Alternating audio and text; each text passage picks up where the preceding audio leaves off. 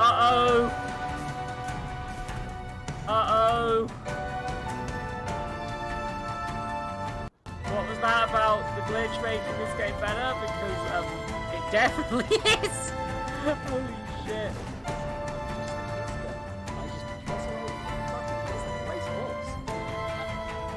A lot of visual information.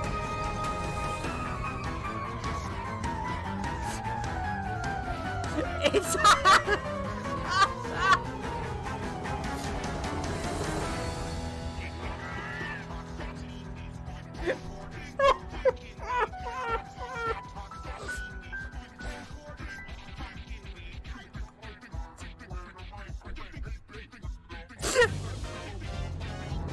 This is better than what I was going to play.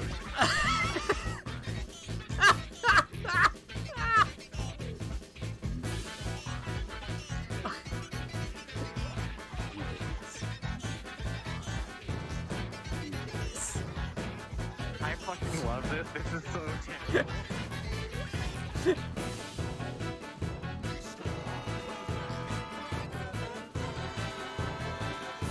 It just goes dark.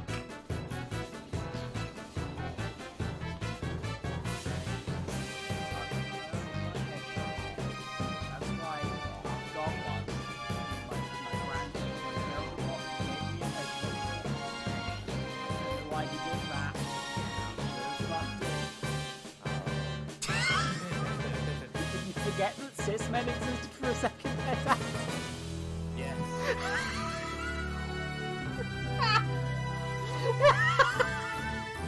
Got the mass. Just like me.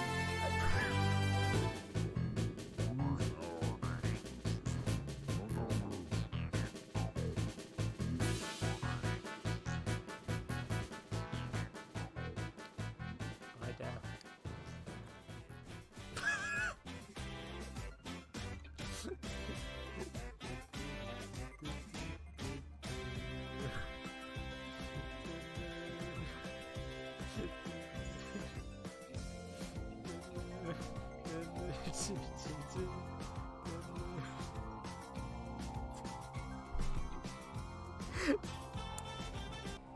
This is ethical.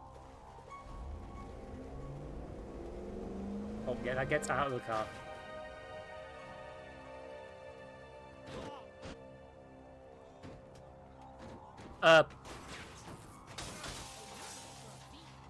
I'm noticing some minor glitches in this version that weren't in the original. Anyway, bye. I'm not dealing with you. Let me unfold. Yes! I do love that they do things like, yeah, there's just a capsule full of animals here, why not?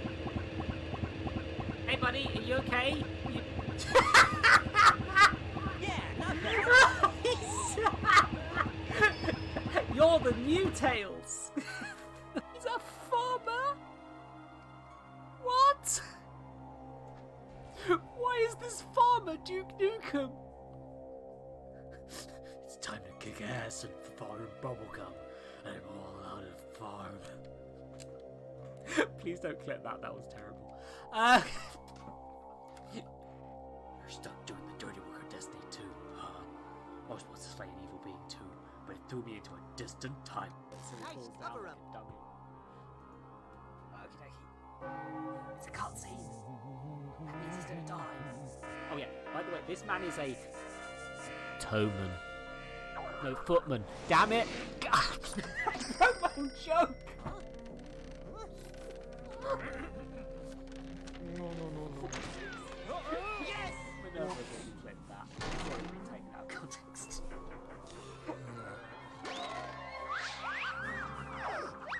Oh dear. Ouch. Predictable. How inconvenient. That would do it. Bad day for a hangover. Bro, you have healing powers. And what? Get your filthy fucking claw off my trailer. It's time! Pizza dick! What shut this door on them. Oh. Through the window. Wow, I'm enjoying video games. God, I'm dumb. Yeah, again, by being a clunkier game, it's a kind of a better stealth game. What the fuck? Never seen that one before. Don't worry. DK Donkey Kong. His little bunch, you know him well. He's finally back to kick some tail. Open that gun, fire his butts. If he shoots, it's he's big, fast, and stronger too. He's the first member of the Deke.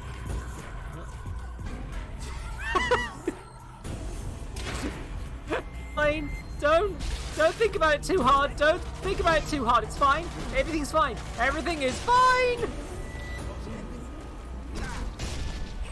I'm the elite sniper. Don't you know? The elitist. Snipers. Oh. Everything alright? Elite. Dax is a side stream. Elite sniper.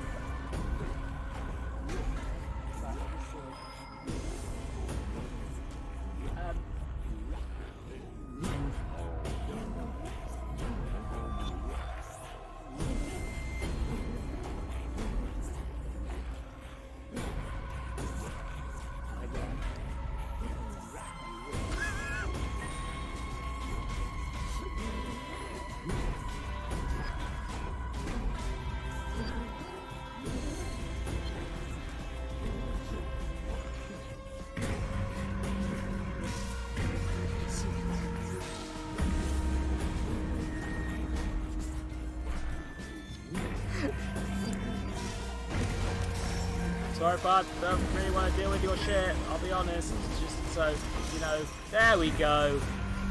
Problem solved.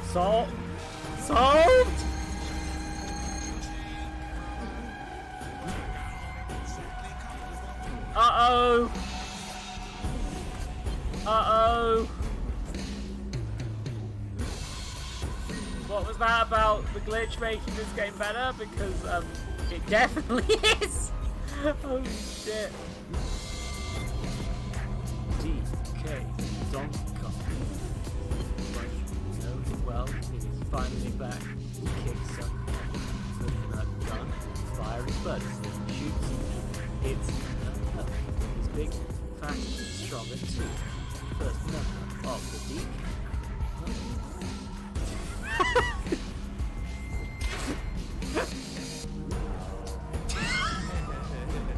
Forget that cis-men existed for a second there, Dax? Yes.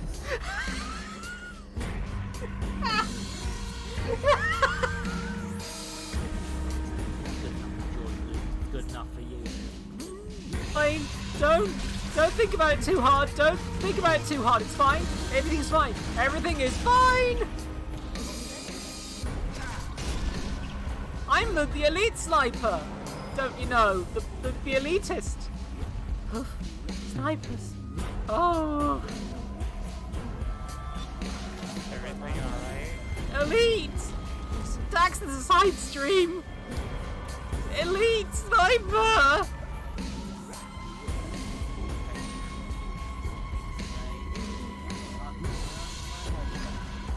That's right. I've got one. My Gerald Rock gave me a headphone. That's why he did that. Is that a farmer? What? Why is this farmer Duke Nukem? Yes, bubblegum. We don't get that out.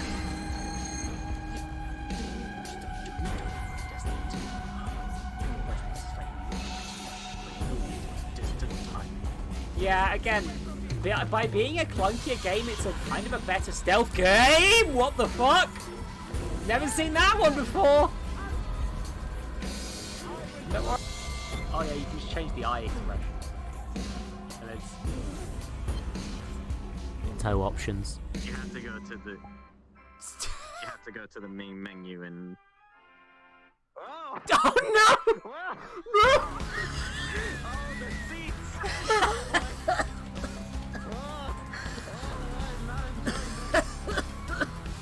Jesus Christ, are you okay? Are you okay? It's a good...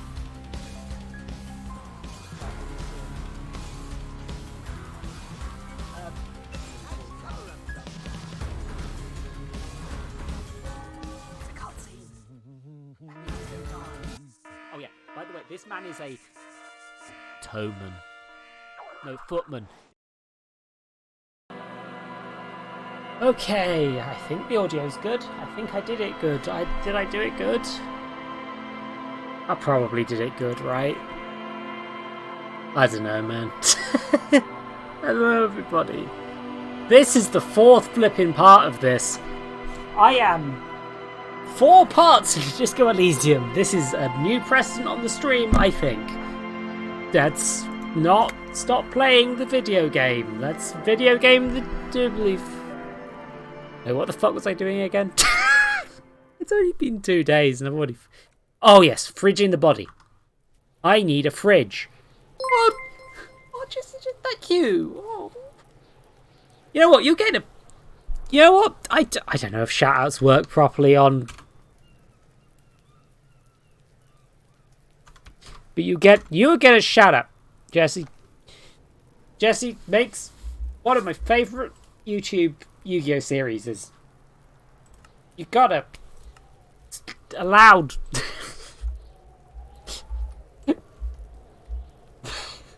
what on earth is going on in this clip?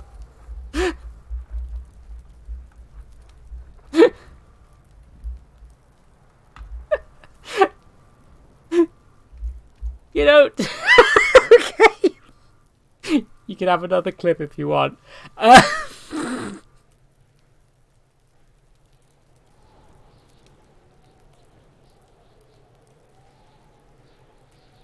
But yeah, oh, for Pete's sake, I have to write the full shout out.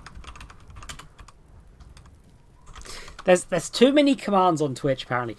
But yeah, Jesse does one of my favourite progression Yu-Gi-Oh series on YouTube. And I think you go be nice to her. She's rad. But, like, yeah, I need to put a body in a fridge. This is important. Hold on. Oh, wait. Oh, yeah, no. It's fridge. Yeah, whirling, Freet, and also maybe local kids. Nice and easy. Wait, what can I? Oh, I can do that again. Why can I do that again? I'm slightly worried about why I can do that again. I'm giving it a try. I'm doing it. It's the ledger you found in the trash. A cabbage of papers hanging from the board, with the permeables drawer inside. It's barely held together by a clip, then made complete by the faint smell of urinal cleaner. Ah, I see. Apparently finishing the autopsy helps. Yes, Hey. at last. You find a way to piece them together using the alphanumeric code on the margin. HDB 41, date of initialization, and time of arrival on the scene, followed by the title. For example, HDB 41120117000, the next world mural. I have just realised I forgot to turn on Twitch integration. There we go. Gaze into the ball pit while I fix this quick, sorry. Bloody hell. I keep forgetting you need to fix it every flipping time. Streamer mode, Twitch integration. Hold on. Where's the blooming everything? It's extensions. Yeah, you think after the 4th stream I'd be like, I remember to do this now, but no, I've forgotten every single bloody time. Okie dokie, enter the token, connect, and fixed. Sorry everyone. Back to the game overlay. There we go. Anyway, wait. HDB41, weren't those officer precinct? Why, yes, your precinct number is 41. And HDB is... Every last alphanumeric in the files begins with it. And these are your case files. It's safe to say HDB are your initials. So, based on consistent information so far, Harry Dubois. Harry Dubois, HDB. Still feels like there's something missing from that. Yeah. Next World Mural. This one is relatively easy to reconstruct. Overnight on 1202, a graffito, nay, a mural, appears on an 8-story tenement overlooking central Jamrock.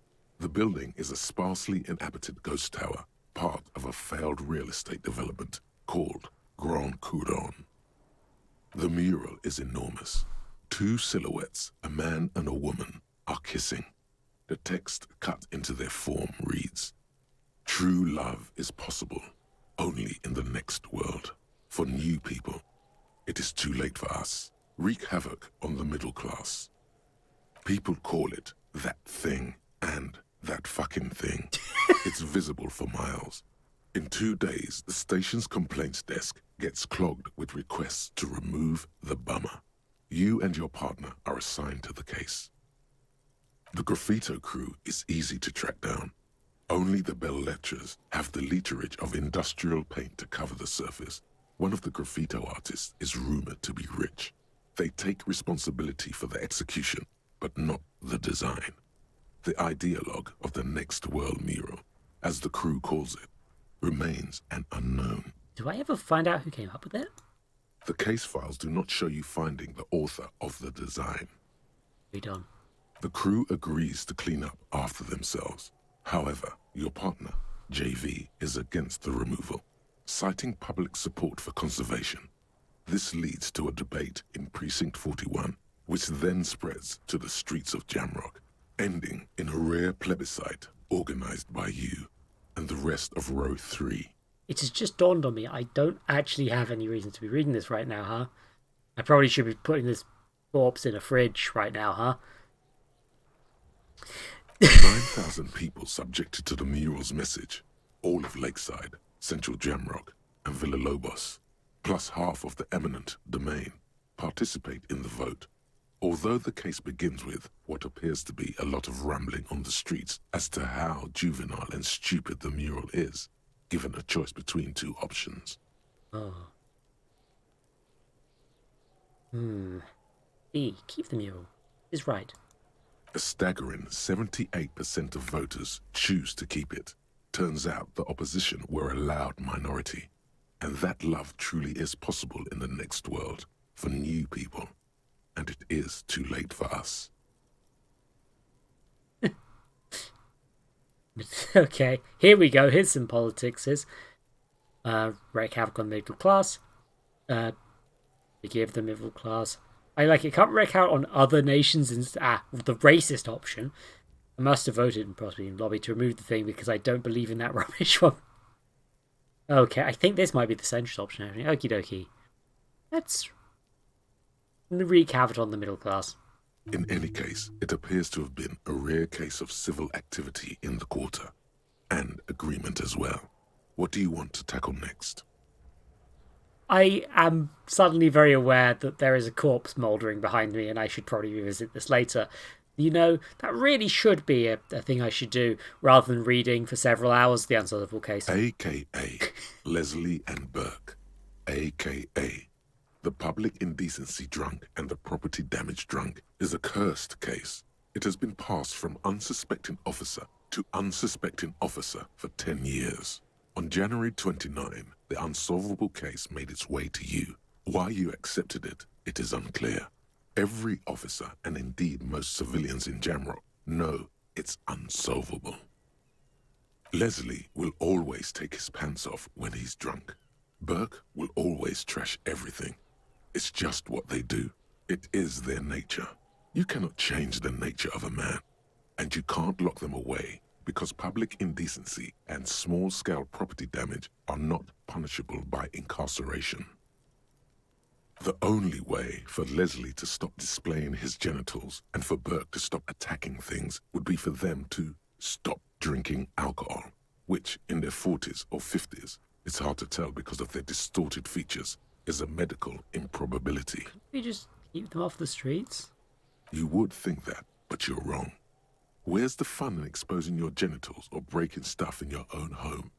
No, Leslie and Burke are on the corner of Main Street and Perdition, because that's where the action is. Threatening, fines, dragging them to the station, locking them up in the hellholes they live in, locking them up in the station, hypnotherapy, even trying to get the local gang of Zemyaki to take them out. The Zemyaki gave them ethanol, so Burke and Leslie would expose and rampage even harder. You tried it all, and still the complaints wouldn't stop, as they hadn't stopped for 10 years.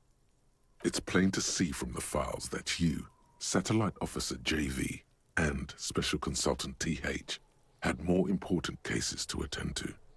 You uncover cross-reference to several ongoing investigations, each brought to a standstill every time you drive down Main Street. Because there they are, on the corner of Perdition. And what is Leslie doing? I think Leslie's the one who does public indecency. Good, you're learning. Hey. If the files are to be trusted, that's all there is to it. That and Burke breaking things, and the fact that they're both drunk. But then again, so are you. The case becomes considerably less comic one day when Burke takes a swing at your ledger. He must have it confused with the property he likes to damage. But the joke's on him. You're drunk out of your mind on potent Pilsner. You slam the hardened plastic board in his face. Then you proceed to beat him unconscious with it. Oh dear. Well, that's how my board got broken, huh? In the process, the ledger sustains damage. The compartment within, reserved for permeable documents, is jammed shut. You stop your assault on the now unconscious Burke to open it, but are unable to do so. The officer began to cry, reports Leslie, who, at this point, is tending to Burke. Oh. Oh no. He came at us, and at us. I think he was trying to kill Burko. While trying to kill Burko, you slowly come around. The permeables compartment is open. You've smashed it open on poor Burko's kneecaps. The good news is, Burke can't walk anymore. Jesus Christ. Can't get out of his apartment, an invalid. With Burke to tend to, Leslie cuts back on the indecent exposure. Maybe he flashes his genitals to Burke. Who knows? But both drunks are off the street. The complaints stop. The unsolvable case is solved. Jesus Christ. Which is also why the officer responsible narrowly escapes a disciplinary hearing. The end. Do you want to read another one? I don't think I do. I don't think I want to know my past anymore. I think I want to focus on something less serious for a bit, like shoving Not much has changed a dead in the body meanwhile. A bunch of in a sodden papers in a still fridge. sags from the clipboard. I think it's time for me to shove some stuff in a fridge. I think this is the fridge time. I think it's time to stop learning about my past and go to the fridge. It's fridge time. Jesus fuck. I'm a bastard, man. Oh, I thought maybe I would be just the regular cop amount of bastard, but no, it turns out I'm the corrupt cop sort of bastard, huh? Can I help you? I seem to be in need of a fridge. Yes. For the dead body. You want to put a dead corpse into my fridge, right? Yeah, that's the gist of it. Well, I have a fridge, and you're not putting it here. I'm not even going to ask why. You're going to say something mean. This is a culinary establishment, not a morgue. You don't have to ask me why you can't store a dead body in my kitchen. It would only be for... Lieutenant, you too? You're asking too? No. The answer is no. I will not turn this place into some kind of macabre circus. Already is one. Wow. Turned the lieutenant off like he was a busted old radio. He really is the lord of his realm. Let's go talk to the frit clerk. Yeah, I figured. Goodbye.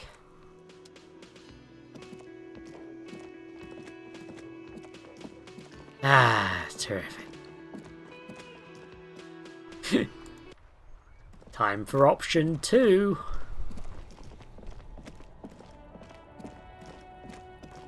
Ignore the racist. Ignore the racist. Ignore the racist. There we go. Didn't even notice us. Good day there, citizen. Is this about the questions again? Because I don't really know anything. Does Free have a warehouse in the back of the Whirling Rags? A warehouse? I don't know. Maybe. I don't really care what Frit does. Come on, give me something to work with here. She looks up from under her brow. Fine. Frit doesn't have a warehouse. Just a little back room here. Okay? She turns back to her magazine without waiting for you to respond. Do you have a fridge? Mm-hmm. Right behind you. I need to store a corpse in there. You're joking, right? No, I'm not joking. I need to store the corpse of the hanged man in your fridge.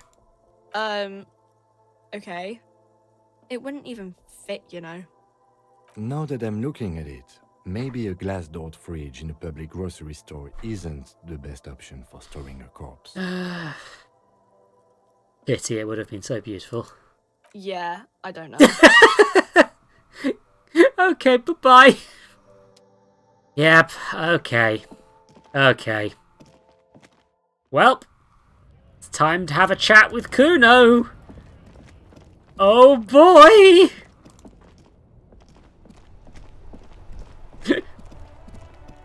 This will only end well. Nothing can go wrong with a chat with Kuno. Oh god. Fuck does Kuno care? Boy turns to you. Brackets. He does not care. Kuno, I need a fridge to stash the body. For the fuck imp. Good thing you asked the Kunmeister. Kuno knows a fridge. Perfect for freezing. I thought you would. Somehow. Where is it? Bacon Man's in a rush. But what's in it for the Kuno? What's the return on Kuno's investment? I got pretty good rhetoric. I'm just going to convince him. By killing in his territory, someone has openly challenged Kuno. It's in his best interest to put them in their place. Some arrogant shit thinks he can kill in the Kuno's kingdom without asking the Kuno first. That sounds like lawlessness to me. A dark flame smolders in Kuno's eyes as he ponders your argument, wordless, like kings do. This outlaw's fate is in your hands. Let's make an example of him. Help me locate him using fridge body technology. Alright, Kuno hears you. See that shit house over there? He points to the collapsed building with the bookstore. A cold comes over you as you glance behind him at the crumbling colossus there, casting a shadow on you. Yes, I see it. The big tall one behind you. You gotta get in that shit. In there, deep. How do I get in the building again? Through the bookstore. You gotta beg the book bitch. Used to be you could get in there through the doorbell, jam that shit. Book bitch changed that. Kuno doesn't beg, so Kuno doesn't go there anymore. Beg the book bitch? Yeah, book bitch, beggar. You stupid or something? He means the bookstore. We have to ask the proprietor of the bookstore. Yeah, no, I figured. See, the clod gets it. Listen to your four-eyed friend. And when you say in there deep, 13-year-old. Check the fucking basement, pig. Don't you know anything? Always check the fucking basement, recon style. Kid rolls his eyes. There's a giant fridge down there. Fucking will fit, no problem. It looks like a white bird or some shit. Try not to piss yourself when you see it. Thanks, Kuno. You didn't hear it from Kuno, pig. But don't forget where you heard it from. Thanks, Kuno. Kuno owns you now, pig. You're Kuno's property. Well, I do seem to be Kuno's property now. I'm off. Kuno doesn't fucking care. Good for you, buddy. Well, it turns out befriending a child by not punching him was one of the best decisions I could have made. Okay, this apartment setting off shivers. And also, there might be a way into it via the bookstore, which I kind of skimmed over so far, so let's go giving it... Ooh, a person! I don't want to talk to you. You see a sturdy woman humming to herself. She seems to be browsing. Let's leave her be. It's not fair to be. Book about pate. Pate. Why did I say pate? This book, you don't understand what it is. It doesn't seem important. It takes willpower to read the author's name. Jean Kels from Wernier. Book about Bardero culture. It promotes freedom and roaming upstream. Book about the future. The government reads your mind using radio technology. Yeah, about standard. Hi, small child. Hello, sir. Step right in. The store is open. A young girl with chubby red cheeks waves at you, smiling. Her nose is also red from the coal. Hello. Are you interested in a new and exciting book? She stomps her feet to feel warmer. Is it okay if I ask you some questions? Okay, sir. I'll try to answer any questions you have. I hope they're about books. What's your name? My name is Annette, sir. My mum, her name is Plaisance. She owns the store. She's inside minding the register or organising the stock. The girl gazes at the window, then suddenly jolts, her eyes wide as if recalling something. Feel free to step in and browse our wares. And you're standing out here in the cold because... I'm signalling that the store is open. Otherwise people might not know. They'd miss out on the crime, romance and biographies of famous people. A sudden gush of wind turns the pages of the books on the counters. She covers her face, smiling.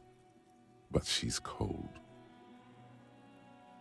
I could help by brutally dismantling the free market. Thank you, sir. I'm glad to help Mum out with the store. She doesn't seem to understand what you said. You be at school or something? I do my studies at home at the moment. I have to help Mum keep this place running. Isn't going to school more important than this? Mum says it's necessary to do both because it builds character. Mum says a proper worker is dutiful. That's how you get ahead in life. You succeed. And how's the business going? Mum says it's peachy. She was a little afraid at first. There's talk about this house being cursed. Behind her, the window has been boarded up. You sense the boards creaking, twisting for a second, and some kind of doubt in her tense shoulders. Cursed? What way? Cursed in the way that makes them say that no business has ever really thrived here, sir. That they all go... Bankrupt. Exactly. But we've been doing fine so far. It sounds rather serious. I should probably look into this. Narrow your eyes and look through the creaking boards on the window. We can go into the bookstore and ask about the case. But I don't see much more to look into here. Kim. Lieutenant makes a note in his notebook. Well, Kim. Yes. Please do also look at our wares inside. The postcards and board games are there, sir. How does the curse manifest itself? It does not manifest itself in any way. It does not exist. I liked it better when we were talking about whether it's appropriate to stand out in the freezing weather. Fine, I'll show you. Anything else you wanted to talk about, sir? What do you know about the other failed businesses? Nothing really, sir. Mum doesn't allow me to sneak around in the back rooms or the cellar. I don't really know what's there. I'll fight the curse for now. Maybe I can tell you about some of our books instead. Annette looks at your shaved, prickly chin. It distinctly contrasts with the oily mutton chops that surround it. That's an interesting... That's about me and not about her. Who are these famous people? Oh, kings and queens and generals of old, or artists and writers, or musicians, those kinds of people. There's usually something extraordinary about them. She scratches her cold, reddened cheek, then continues. I think that's why people read them, to find the secrets of their fame. Seems like most people who read those books fail to get more famous from reading them. Alright, I had a different question in mind. Okay, bye. See you around. I got a skill point just there, didn't I? Yeah, we got the armor, the body down. Okie dokie. I can level something up, and I could go for another of these for later. Or I could just boost one of my stats.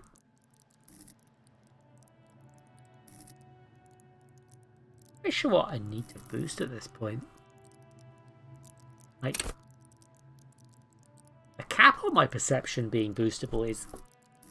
I'm not sure. Oh, wait, that's one of these, isn't it? The learning cap is in... Yeah, learning cap is raised because of that. Yeah.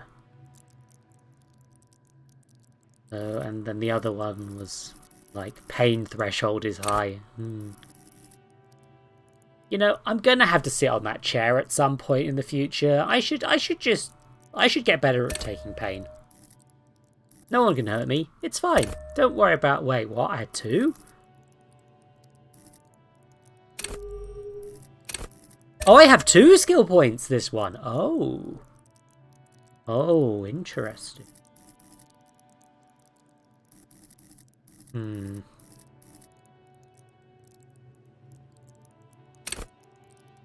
Well, I guess I really should just... Let's boost perception as well. That seems like a fun one. Which... Oh, it has re-unlocked the... Oh! Wait a minute, that was a check I needed anyway, wasn't it? Oh. Oh, I forgot. I probably could have just done that to start with, couldn't I?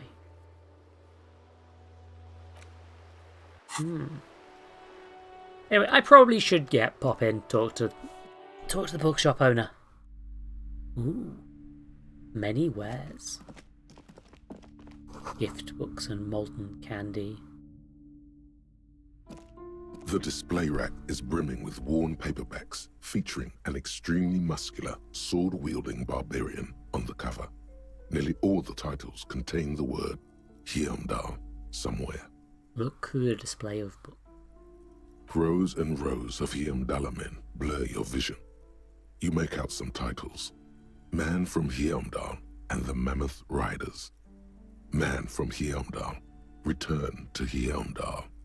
And the solipsistic Man from Heimdall and the Heimdall Man. Good God, how many are there? Maybe 100. Man from Heimdall and the sages at the end of the world. Man from Heimdall and the false god. Man from Heimdall and the scorched earth. Man from Heimdall, the Heimdall colonies. Man from Heimdall and the swamp beast. Man from Heimdall and the snow crabs. That all? Not even close. Man from Heimdall in hell. Man from Heimdall and the forest of slaves. Man from Heimdall under the lake. Man from Heimdall, Heimdall burning. There's even the Trial of Death, a pastoral combat game book set in the world of Heimdall Man, and so much more. Hey chat, boost my stats please. I require to discover whether I can cope. Do any of the books call out to me? Do I know which books are there? Will I wish for them? Nothing of interest. Only silence and the cosmic background pain radiation. Yeah, standard. Okay.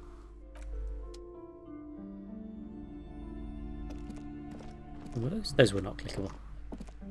Old sports magazine tucked away in a dark corner.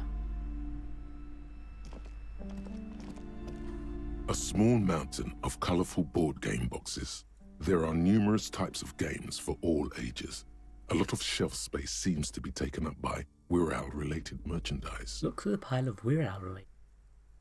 An endless variety of source books, lore books, and codices litter the table. The topmost book is titled Welkin Compendium, 2nd edition. There's also a large hardbound tome with intricate cover art, The Hunters of Katawak, Boreal Creature Compendium. and a pick-your-path adventure game book titled Tales of Wirral, Cavern of Velkrag. Books in a board game section? Who wants to read books? Anything that really catches my eye? There's a box that says Wirral, 3rd edition mega setting supplements module. The side panel notes, a fantastique adventure board game, new maps and miniatures. A sticker on it displays 25 real. Well, that's as much as my hotel bill, so no, I am not going to be able to buy that one anytime soon. Off I go. The book contains the national representative of Arda. They are all about lake trout. Okay, I'm actually going to do it. I can... Come on, jogging.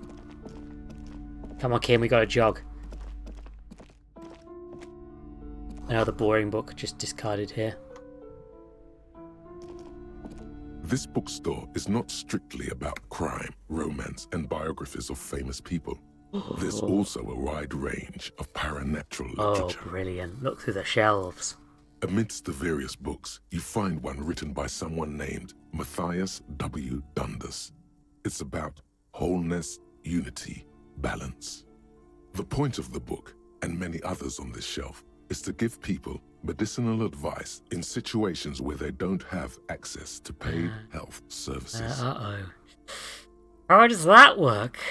It serves platitudes, while also telling everyone that traditional medicine, the kind people don't have access to, and which costs more than this book, is garbage, and would only give you cancer anyway, without even curing your cold or anything.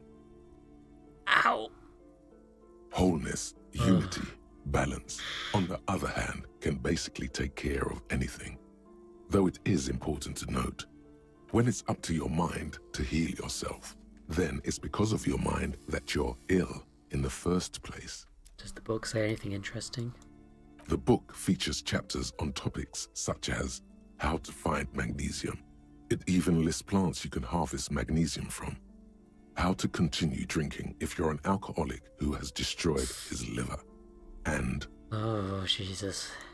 There's even a chapter on the ancient Seraise tradition of using duck gallbladder, preservatives, to treat and prevent sexually transmitted diseases. Pre- and post-factum apply. Nothing worth buying. This is just mundane garbage. What's even paranatural about this? Oh, yeah, no. No, I want to find something way more paranatural. It's time. I'm going to find something truly otherworldly. The throbbing in your head increases with every passing moment you gaze at this shelf. Suddenly, as if out of nowhere, a small green book becomes apparent. The title of it reads, Medicinal Purposes of the Pale. What's the pale? The book contains very little explanation on the matter. This knowledge seems to be taken for granted. And what's it about? The book contains descriptions of various pseudoscientific therapies, alternative medicines, and folk remedies involving the pale, also known as le territoire. For example, it recommends vigorously swatting one's naked body with a venik, or hand broom, made from the leafy twigs of a young birch tree from the near pale. Sounds invigorating? You know what? Chat, vote. Tell me your feelings. I need to know. Do you think it sounds painful, or do you think it sounds invigorating? How horny is my chat today? Let's find out. Nobody has voted. It's invigorating. I've declared you horny.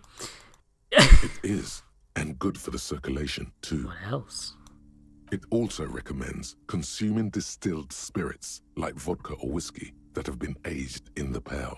Readers are instructed to cover these jars in a shallow hole just inside the pale and leave them there for 30 to 60 days, depending on the potency desired. And what's this pale-aged liquor do? Among other benefits, it is alleged to restore a damaged liver to perfect health. How is that possible? Is it any more improbable than anything else that human beings put their faith in? Fair enough. What else is in there? For general health and well-being, readers are encouraged to take regular strolls through the Pale, though a sidebar cautions readers to limit each stroll to less than an hour. These strolls promise to cleanse the mind of worries and the body of toxins, especially if the perambulator performs this ritual in the nude. Nudity figures prominently in a number of these prescriptions. Interesting. This is exactly what you need. Anything else of note? There's an entire section devoted to cures for men who are struggling to perform their marital obligations. I probably need that. Excuse me, sir. I believe you've been perusing that particular volume long enough. If you'd like to continue reading, I must insist you buy it. Oh, well, I do need the money, but yeah, I'm buying it. Indeed. Something about that book does seem to have spoken to you. Well, I hope it contains what you're looking for. Yes, it does. Finally, I'll be able to fuck. Several maps have been attached to a bulletin board hidden inside the alcove. They're held up by small pins. The board has come loose from one corner. The maps look old and faded. Your eye catches a map of Insulinda, a map of Revachol, and a map of Martinaise. Oh, I need these. Look at Revachol. The north coast of a verdant island is shattered by the delta of a river. It is the River Esperance. Countless bridges put the shards back together, connecting city blocks to river islands. La Delta says a great artificial heart in the center, teeming with life forms and construction. To the east, rolling hillsides, Le Jardin, Stella Marie, the suburbs of Saint-Baptiste, swallowed up into the megacity. They sound rich to you. This is Revachol East. And west of the river? Hudon. It's somewhere to live. Not bad. Then there's Jamrock. It's bad. People shouldn't live there, but they do. Then Forburg. It's almost as bad, and much larger. Then Coal City. It's the worst. Nice. It's so small you can't even see it on the map. No, wait. There it is. North of Jamrock, the strip of coast next to the Greater Revachol Industrial Harbour. It looks downright despondent. It's almost Coal City, to be honest. No, Coal City is worse. A charred limb. Rain falls on its slick black streets. And then there's the burnt-out quarter in the heart of Jamrock. Is it cold in this bookstore? Or is it just you? No, this is somewhere to be. This is all you have. But it's still something. Streets and sodium lights, the sky, the world. You're still alive. Look at the map of Martinaise. It's not really a map. It's a tourist thing. A picture postcard with buildings on it, drawn from an isometric perspective. A date in the upper right corner says 48. Still, it's detailed. Could be pretty useful for scouting ahead. You see the jagged boxes of an industrial harbour, even the whirling in rags there. I presume this is the wider map. This large map displays archipelagos. You see a constellation of small dots on the light blue emptiness of the Insulindic Ocean. The largest in the northeast is La Caillou.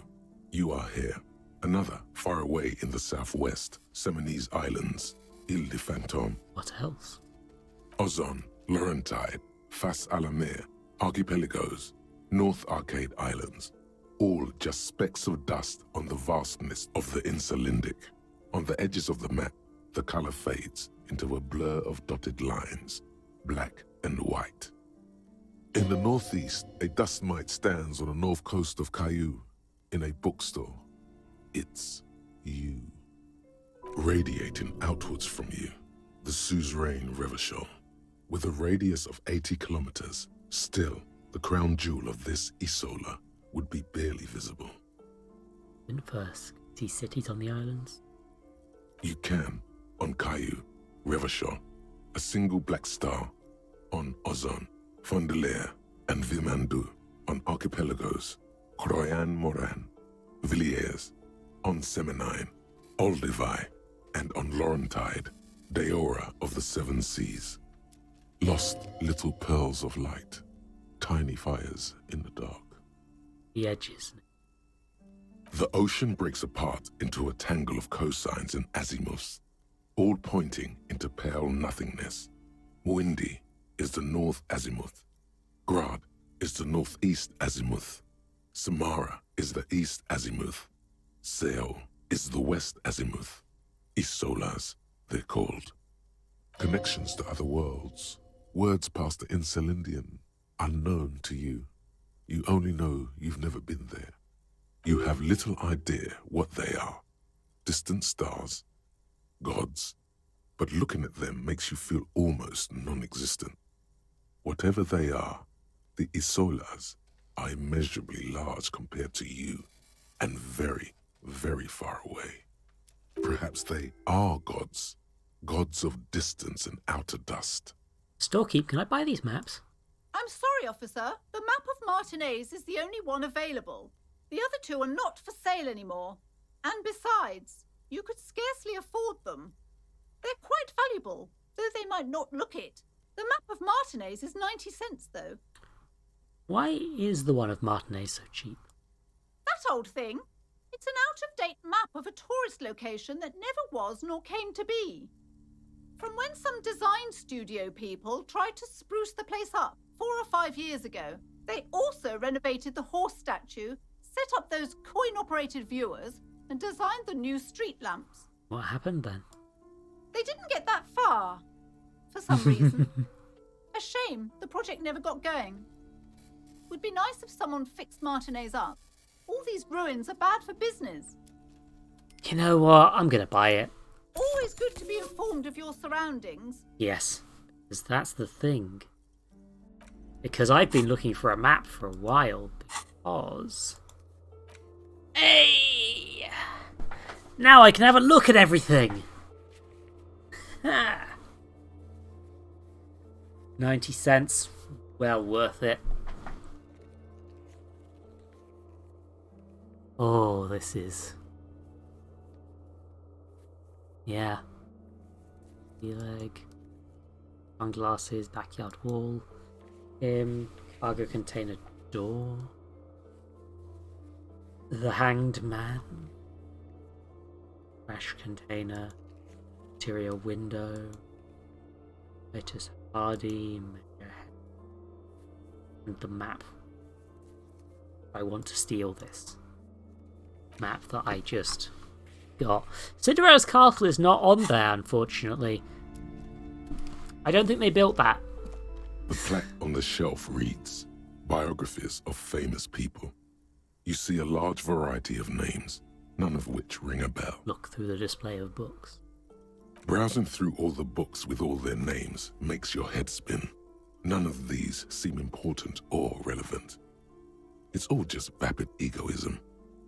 Suddenly, a particularly odd title catches your eye. It reads, High Speed Love, the tragic true love story of Jacob Irv and Alfie Delatraz, by one Cecilia Averbrook. You know, they had to put the Hanged Man on there. He's the main tourist attraction. High Speed Love chronicles the romance between two of the finest tip-top tourney racers in history. One of them is the madcap driver, Jacob Irv. His blonde mane graces the cover. Next to Irv's life story, you see a slim biography of an Occidental rock star called the Anti-Star. He's famous for shooting morphine into one of his eyeballs and cocaine into the other. I feel like that's not how you do cocaine. Next to that, Rivasholian radio personality Guillaume Bevy stands in front of a run-down drug den. He's a permanent fixture on Channel 8, reporting on real-life crime and ruining cops' days. I really must insist you buy one of the books. Reading them is not for free. Do still browse, though, but not too long. Okay, so last time you were pretty fair. This time, I'm just browsing, She understands dude. she has erred against the customer and immediately corrects course. I'm sorry, I did not mean to rush you. You are browsing. Go ahead. Take your time. Time is commerce. Yes. A quaint picture book brochure, very colourful. It's a tome of fascist magic, rather candid. These shelves are overburdened with books from the same series. You see the name Dick Mullen over and over. Oh, it's me! A couple of spook novels hide amidst all the detective books. Thrilling tales of spycraft and daring do. Look through the display of books briefly. Crime fiction is a disgrace. An asinine misrepresentation of the physical attributes of the arduous everyday work of actual police officers. These books greatly overstate the excitement of police work, glossing over how long it takes to actually follow up on leads and eliminate dead ends. I think I've known more leftists who are into actual magic than fascists. Like, fascists like the idea of power or supremacy and all, or understanding the world better than people, but they're not very good at it, is the thing, because they're a bunch of losers. What's more, they completely ignore the psychological hardships of year after year coming into contact with people during the worst days of their lives. Not a single mention of all the stress this work creates upon the officer's family. Detective fiction just doesn't tell the truth at all. Now, would you like a list of all the books found on the shelf? Oh, God, no, I don't. Shelves filled to the brim with crime novels featuring the supposedly stalwart Vespertine detective, Dick Mullen. Yeah. Yeah, aesthetics. That's what they've got. Oh, what's this? You see a set of tattered curtains blocking the way to another room. A strange cage-like trinket dangles from the curtains. Excuse me, officer. The back room is strictly for employees only. Shopkeeper, what's behind the curtain? Nothing. Now please go back to browsing the books. Don't you feel compelled to look at the books? The books are all you care about.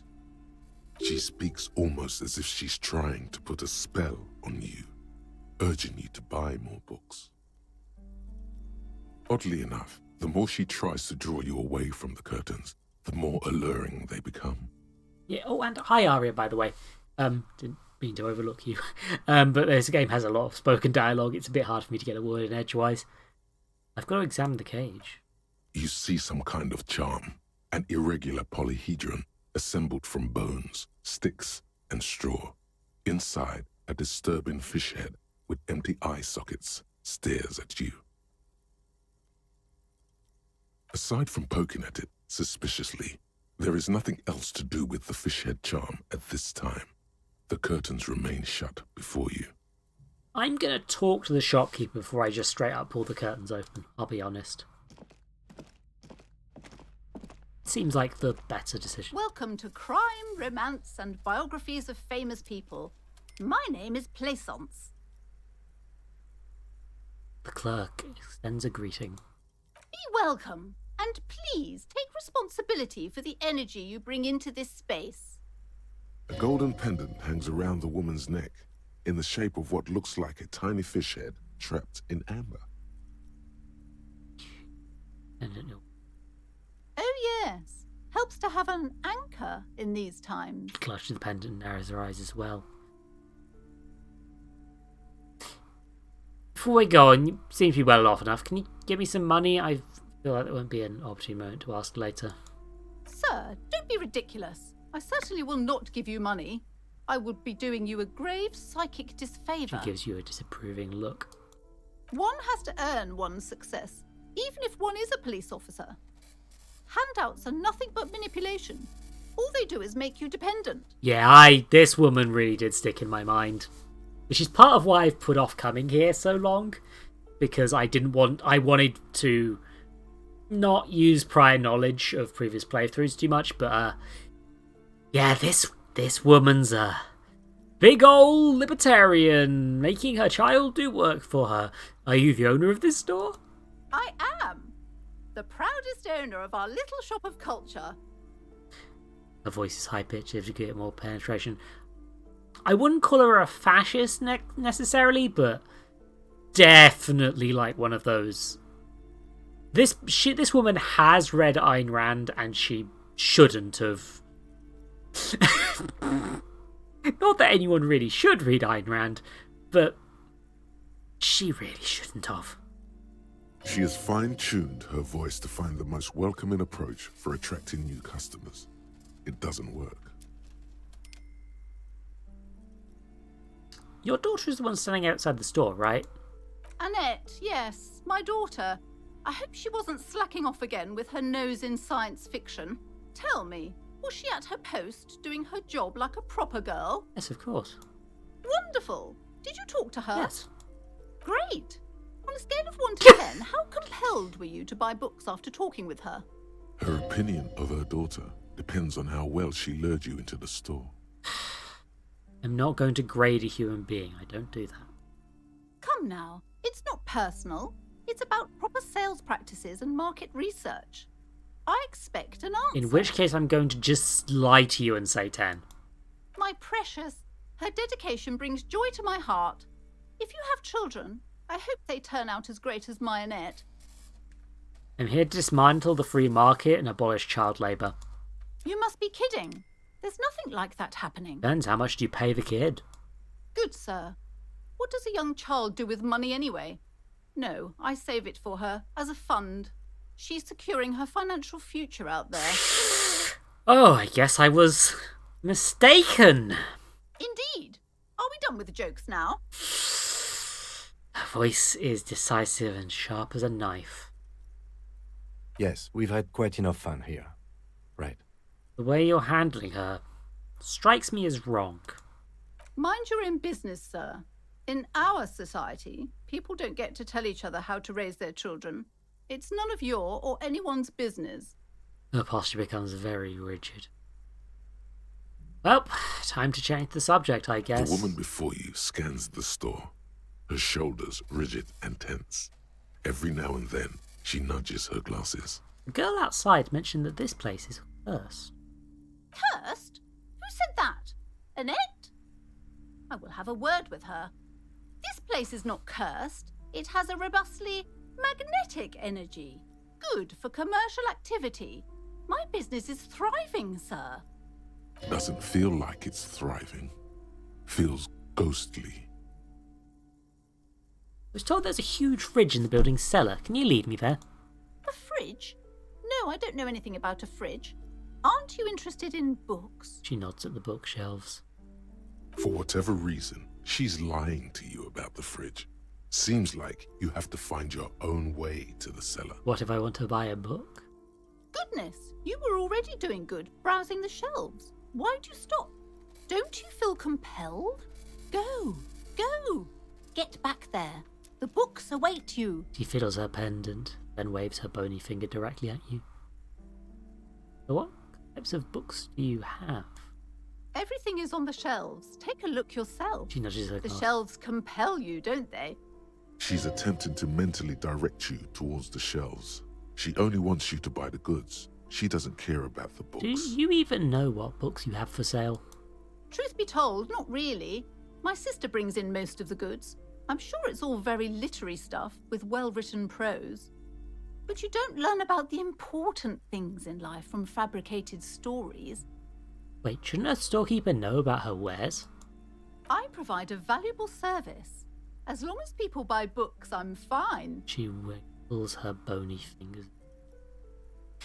Where do you learn about the important things, then?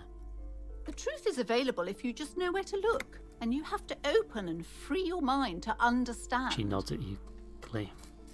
She smiles and nods, seemingly relieved. Well, farewell for now, I guess. The ads are going to start in 3 minutes, and I am 100% wondering whether I should just... The curtains, tattered with age and covered in dust, hang before you, as if taunting you. I'm just going to open it, you know? I think I'm just going to open it. Let's see if I can get through this in 3 minutes.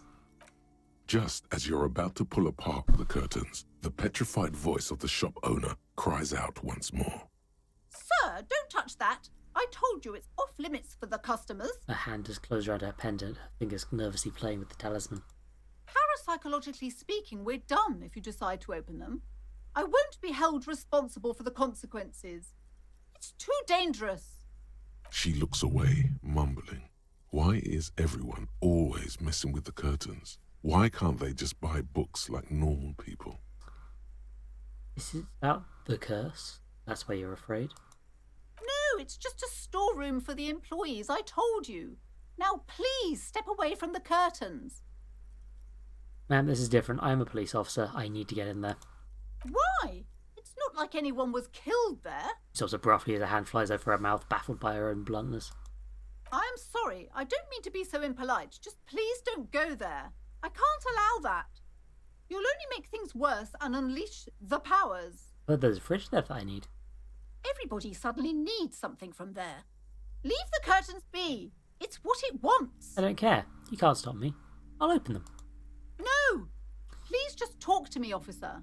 Come here and let's talk this through before you decide to do anything extreme. He raises her hand to try and stop. There is something mysterious about the curtains. Be careful. The curtains, tattered with age and covered in dust, hang before you, as if taunting you. Well, I couldn't throw a lady under the bus, could I? I think I really should actually discuss this with her. But also, the timer is going friggin'... Twitch is bullying me. A lot of visual. No, not with the clip yet. Twitch is being mean. Adverts. An eternal commitment, never free, never away. Bezos sees all. Anyway, back in 3 minutes. It's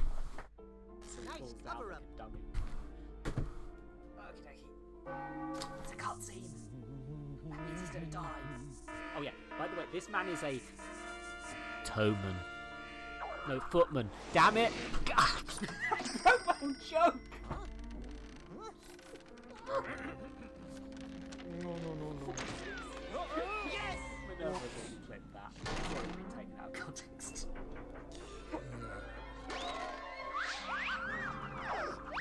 Oh dear. Ouch. Predictable. How inconvenient. That would do it. Yeah, again, by being a clunkier game, it's a kind of a better stealth game! What the fuck? Never seen that one before! Don't worry. He's a farmer? What? Why is this farmer Duke Nukem? It's time to kick ass and farm bubblegum. And I'm all out of farm. Please don't clip that, that was terrible.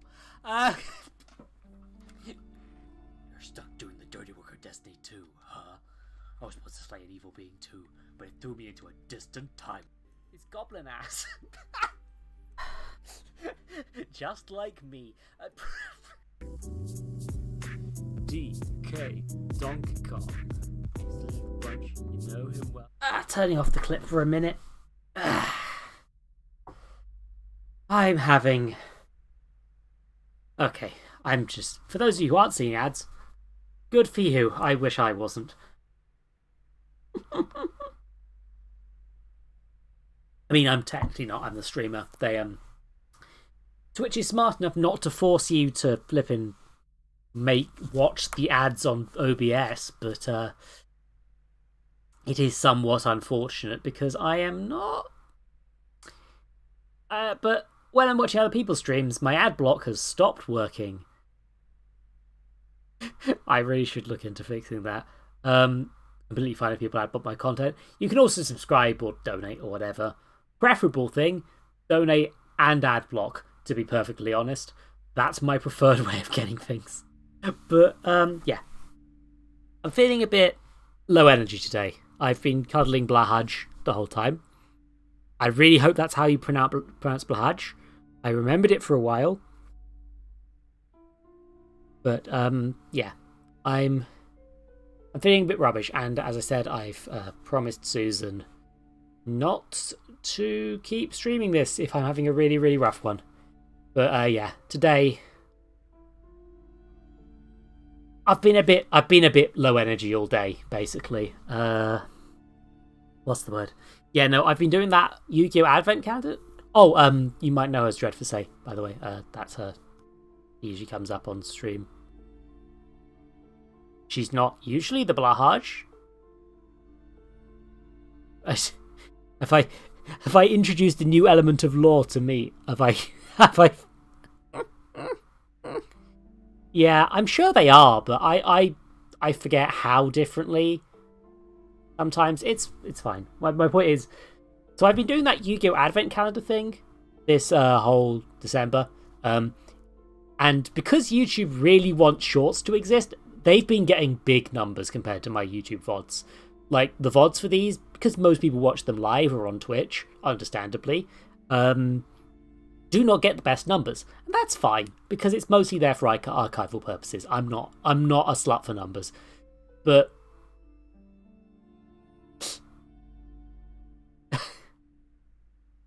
right. I can't accept that one because, look, Susan will come in and get confused, you understand, right? Like she's around, right? Well, I'm allowing that one. Thanks, Automod. But yeah, so the problem is that, what's the word? Okay, yeah, I've been doing the Advent calendar. They get way more likes and dislikes and views than most videos I put on YouTube. And to be fair, they would, because they're shorts and they're 1 minute long and they loop. So of course the numbers are going to be high. But also, they're pretty well received. Like, I've got a few dislikes, but like I think I'm doing quite well with them. But today I felt quite low energy when doing it, and basically what happened was today's YouTube Advent calendar video on the 9th of December was the only one which got as many dislikes as likes.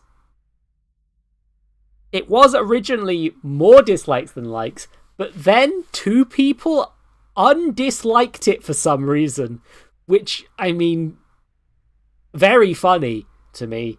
Like, I don't care, but it has put me in a bit of a, like, am I producing good content today brain? Because likes, dislikes, and views are basically all the feedback I get.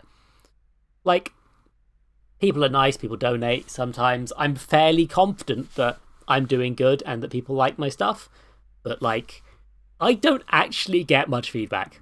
Like, so it's nice. So I've been a bit worried about today being a bit thing. Thank you, Aria. You're a sweetie. Thank you.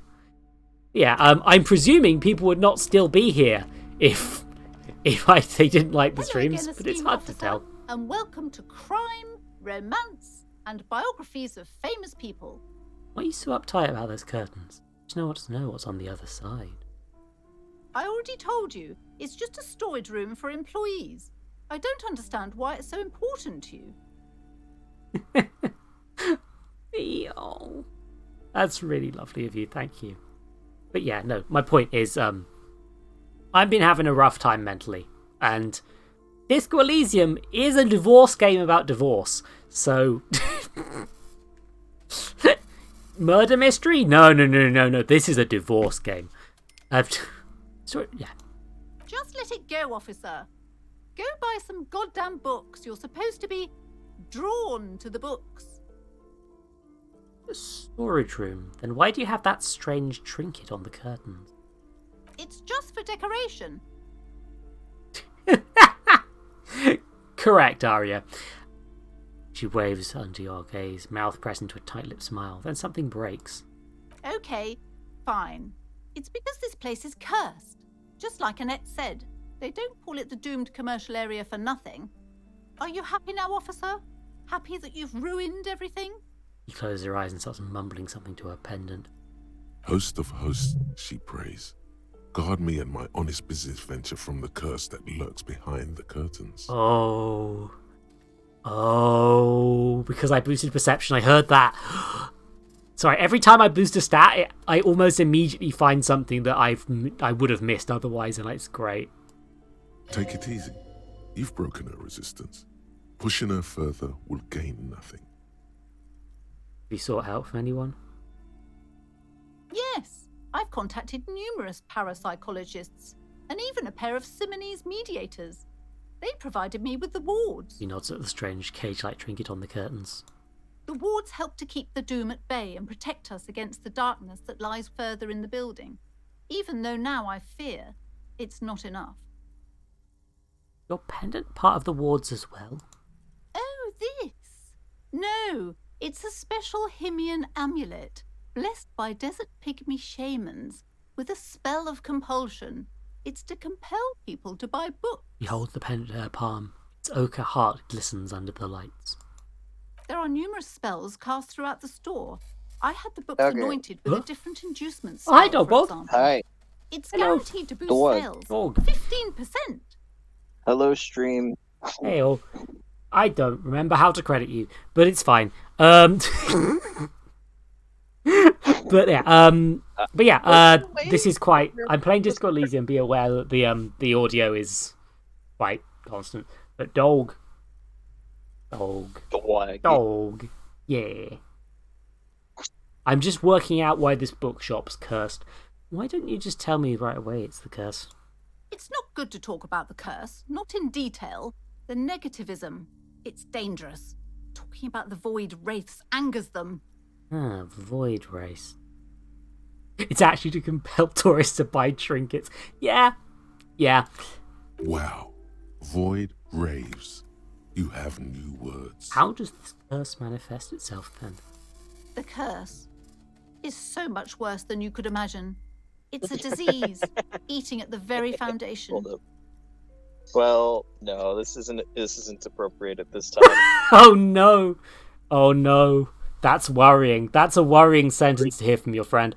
I will instead post it to your DM. Oh no. But yeah, no. This lady is cursed with libertarianism. Yeah, that's about it. A shiver runs through the woman as she looks around the dimly lit store. It's the curse of financial distress, Hi, Zoe. of ruin, Oh, hey, and Rev. bankruptcy. Is that you too? Do you want me to... Okay. Yeah, sorry. Rev, do you there? Is that you, or am I mishearing? We're here. Mike. We're here. Hey. There's Let's like a see you all. Hey. Yeah, because you're all visiting each other right now. So yeah, both Rift and Dogboulder here. Although you are confined to one incredibly squashed bubble, so good luck with that. Yeah, it's already crowded enough over here, and now we got these three. Yeah. Oh dear. So so how is Disco Elysium going today? I'm talking to a libertarian in a bookshop. Meat has told you to get in the bubble. I mean, to be entirely honest, where else do you really meet libertarians? It's almost always at the bookstore. Is it? I don't tend to meet libertarians at all. Curses. Yeah, she peers the curtains again. She thinks there's a curse of financial ruin on this building, and not just that this place sucks. But yeah, this bit I did in the previous playthrough, and it stuck in my mind quite a lot. So I'm trying very hard to get through it in a slightly less. I'm trying not to spoil myself, but Didn't that curtain just move? Like, the thing is, it's not so much that it's like the store is bad. The biggest problem with it is its location. Like, she managed to open her store in the most bombed out part of the city. Very few people are going to come down this way. Annette mentioned the previous tenants had experienced some financial troubles. It's not just that, officer. We're dealing with something supernatural here. It's the cacodemons feeding off bad business practices and disappointing income statements. Yeah, she doesn't think this is a bad location for a store. She thinks demons did it. There's something wrong with this building, I can tell you. Ever since I arrived, I've sensed an eerie, lingering presence, as if I was unwanted here. I wonder why. I wonder why you feel unwanted in this place. Sounds familiar. Ah, strange. I feel unwanted too. What does it mean? Yeah, it's been good to drop Yeah, in. We're gonna be driving back to the hotel. We'll okay. see you later. Nice for you to drop in regardless. Bye-bye. Thank you for coming along. Bye-bye. Of course. Yeah. Bob. Bye. Sorry, yeah, no. Partner system and meta more there. It's nice. I needed that after having a slightly shit day. Understandably, they're hanging out with each other. The eerie lingering presence is carbon monoxide. Arya, that might genuinely be the case, is the thing. Strange, I feel unwanted too. What does it mean? Truly so? Perhaps the dark energies are leeching off you. You shouldn't stay in the store too long. It may be dangerous. Her eyes narrow. She tries to get a read on your energy. Like, do you take the case? I can investigate to see if the curse is real. Most certainly not. I don't want anyone who's not familiar with the psychic arts to get involved in this mess. Stay away. Leave the spirits be, so they can return to their slumber. Jesus Christ, me. Also, Arya, I have not seen you be wrong on the record before. I wanted not with psychic arts. Yeah. My liege, you know what this case calls for? A paradetective. I mean, I am. Gave smart-ass parenting device, but I am on a quest to freeze the body, you see. So, I'm going to convince her with the aid of chat. Give me your energy, chat. You have 13 seconds to aid. It will be around 0 seconds by the time you hear this because of the stream delay. God damn it. Twitch is a pain. Anyway, time to try and do this. Yeah, baby! Slither up to her, you silver-tongued fiend. Show her what world-class perfidy looks like. You know what? What if I don't want to lie? I do want to click this just to see what happens, but no, I 100% want to lie to this woman. You're not lying. You're giving her peace of mind. The means are thus justified. Ah, the means are thus just... Thank you, Drama. You're definitely not lying to me, are you, Drama? Ma'am, I came here to help. I've handled paranatural situations before. Are you sure? Don't think I haven't seen charlatans before. I've sensed the psychic emanations from afar. See what beyond calls out. I'm not sure I can trust your claims. Honestly, you look like a bit of a drinker. I'm sorry for being so blunt, but... The lieutenant keeps his usual stony calm. He silently picks out his notebook. Go ahead then. Rock her world, he thinks. I'll compose some notes. It is necessary to drink the spirits in order to contact the void. How do you know all this? Here we go. I am the Void Revenant. I have the powers to debad all the bad energy. I should have realised. A pattern lies within the fabric. That was the least... The hand of fate guides us. Our meeting couldn't have been mere chance. That was the least convincing thing I'd said! Perhaps you truly are the one to deliver this woman from the doom. But I am not the only one at risk. I have to think of my daughter. You are certain you can help us? Keep us safe? I can't allow any collateral damage to hit us. No problem whatsoever. Your family is safe. The Phantoms are no match for me. If you promise, good officer, then you might be our last hope. Do you swear it? I'm not feeling the vibe anymore. I just want to get to the fridge. On my honour. Thank you, sir. There's one more thing I haven't told you about yet. The entity. Do not act surprised. You know of these things, sire. Of course, the entity. Or I have sensed it. You have? The entity takes the form of a woman, a witch probably. I've suspected that she must be connected to the curse ever since I first saw her. Did you know that she lives inside the chimney? Chimney? The passage between heaven and hell, of course. Yes, that chimney is part of the building's central furnace, and it's enormous. She has barricaded herself behind some metal security curtains. God knows what she's doing there. Some unnatural magic, I assume.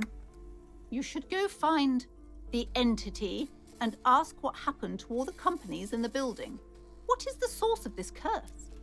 Here's the key to the warded door behind the curtains. Take it. Oh, and please do return to me after you've looked round. I'm quite anxious to know what she has to say about the curse. What you discover in there. Unbelievable darkness and ruin. What you discover? Probably just office space. And the damn fridge. Don't be scared. Farewell for now, Bookpad. Come on, Timothy. It's time. You see a set of tattered curtains blocking the way to another room. A strange cage-like trinket dangles from the curtains. All the curtains open. You see a dimly lit room full of dusty furniture and trash. A doorway stands in the back, covered in dozens of scary little cage-like trinkets, your shadow looming over it like an omen. Oh! Yeah, Sarah. Oh, Pleasant Pleasance tries her best to look away, her round face buried in her hands. I'll shut the curtains behind me, ma'am. Don't worry. I'm a professional. Understand that I'm definitely a professional. It won't let me shut the curtains. Okay. Ghostly silhouettes of hairdryers. A vaguely androgynous portrait of a man. Me looking at that unmanly haircut threatens your masculinity. Video games. Okay, come on, Kim. A heavy door with a missing handle stands before you, covered in dozens, if not hundreds, of little oddly shaped trinkets and charms. It appears to be locked. Well, I could break down the door for no reason. Or I could just unlock it. After exerting some force, you manage to turn the key. It's eerily silent. The door slides slightly open, letting a draft of cold air into the room. You feel the tiny hairs on the back of your neck rise up, as if someone's standing right behind you. Touch the back of your neck. What is this feeling? Outside, the wind howls in from across the bay. The building at Rue de Saint-Ghislain stands like a matchbox on its side, with men inside like little wooden sticks ready to catch fire. A panicking woman squeezes the pendant around her neck until it leaves a mark inside her palm. A man, a few meters away, stands frozen with a key in his hand. Somewhere inside, a spider is spinning its web. Kim, maybe you should go first. Detective, you're the one in charge. Motions towards the door. Okie dokie! Hi, Kim. What is this place? Dan stares at the dusty training equipment. Looks like a gym to me. Yes, but no one's been here in ages. He draws a stripe on the dusty floor with his foot. I doubt the electricity still works. Good thing we have a flashlight on us. Some specks of dust shimmer in a faint beam of daylight falling from the window. Other than that, the room is dark. An eerie feeling rises in your chest. What if there's a reason why no one's been here for ages? Yes, because it's closed. No need to look for supernatural explanations where a banal one will do. Now let's move on, shall we? Well, welcome to Ghost Files. I'm here with my buddy Shane Madej, and I'm fucking pissing my pants. Sand is dripping from a punch bag. Also, Kim, just quick. Yes? Hey chat, help me out with this one. I need help. I'm gonna need help I'm gonna press the button. So I need help. Now, here is the help button. Here we go. It's time to get some help. Time to get some help. Please help me. Oh dear God. Please help me. I need to convince Kim there's a sexy mystery twist. What? You did it. Yes! Fuck yeah. I did it. I did it. Did what? The hanged man. Yes, you killed him. And then As part of the plan, you drowned out the memory. Maybe this is why your chest feels so hollow. You did an awful thing, and you can't even bring yourself to acknowledge it. Are you sure you would have the strength to take down a hardened mercenary?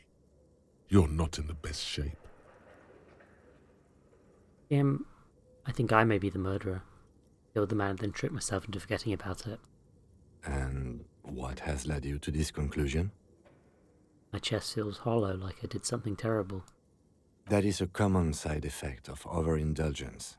It will pass. You're saying I didn't kill him? I find that highly unlikely. It's not unusual for detectives to feel complicit in a crime until the perpetrator is apprehended, especially when the investigation is dragging. So let's get back to it, shall we? Oh, no. Oh, no, Kim. Kim, no, I didn't convince you. Fuck. Fuck. Fuck, he's too logical. Shit. Time to play with some balls. Shot put ball. Oh. Just a shot put ball? A ball used for playing shot put, a favourite pastime of elderly gentlemen. If you should hold on to this and make good use of it, to sell such beautiful old sports equipment would be a sin. But it also would be enough to pay for my hotel room. Also, I've got my map. Worn torn map of Martinez area, dating from 48. On top was Buenaviarevashol. The bit out of date, it was originally created by a design studio in a failed attempt to spruce up Martinez and turn it into a fancy tourist location. And also a green book, giving a peculiar foreboding expression, although it's hard to figure out why. Described the various ways of healing debilitating ailments through the use of pale, some of which sound implausible at best. You know, I'm going to look at the map The quick. worn map features the patchwork grid of the streets of Martinez, with directions to appropriately touristy locations. Year 48 resides on the upper right corner. Trace a path through the grid. Your finger moves through the various streets, across Rue de Saint-Ghislain and Rue Saint-Sipar, over Saint-Brun and Martinez North. Finally, coming to a halt on the spot where you are currently standing, although the map gives no such indication itself. For a more detailed view of the map, go to your journal and select the map tool. I see. So that was not useful at all. And this book will pass time, so I'm not doing that one. Okie dokie. It says, Vitus Fortis. The rest is worn off. Oh, I had a worn out wall bars. They look unsafe. Smells like leather and sweat. A barbell lies on the floor. The color has worn off its weight plates. It's 60 kilograms. Your triceps hum at the sight of these weights. Show the world what kind of beast it's dealing with. Lift them. There are no collars on the barbell. This is a safety hazard. Why does it feel so familiar? Oh. Is this familiar because I'm a lifter? No, it's not that. It's the stale smell of rubber, the squeaky sound of sneakers, your bruised knee against the mat, and a whistle. Then the feeling is gone. Oh, it's reminding him of PE. It's just a memory. A memory from another life. When you were young and fit. Yeah, no, look, Kim, it's a trap. There are no collars on the barbell. You're right. The weight may fall off. Better not touch it then. And the boss will just remove the collars. It should be a felony. It would be a violation of EPIS safety regulations if the gym was still operating, but it isn't. No one's supposed to come here anymore. Definitely don't do it. That would be a bad idea. Off I go. Into the definitely not haunted building. Always blocked by old window panes and debris.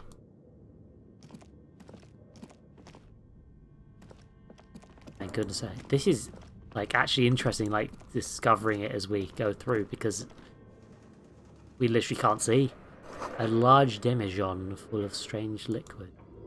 Wild animals staring in the dark, stuffed and...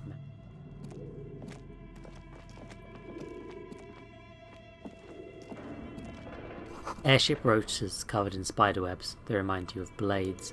That is a dummy. Hey chat, remember that's there. I'm not terrified. Hey, money. Naked mannequin torso. A strange yellow colour. Terrific. Blue velvet, soft to the touch. Moth bitten.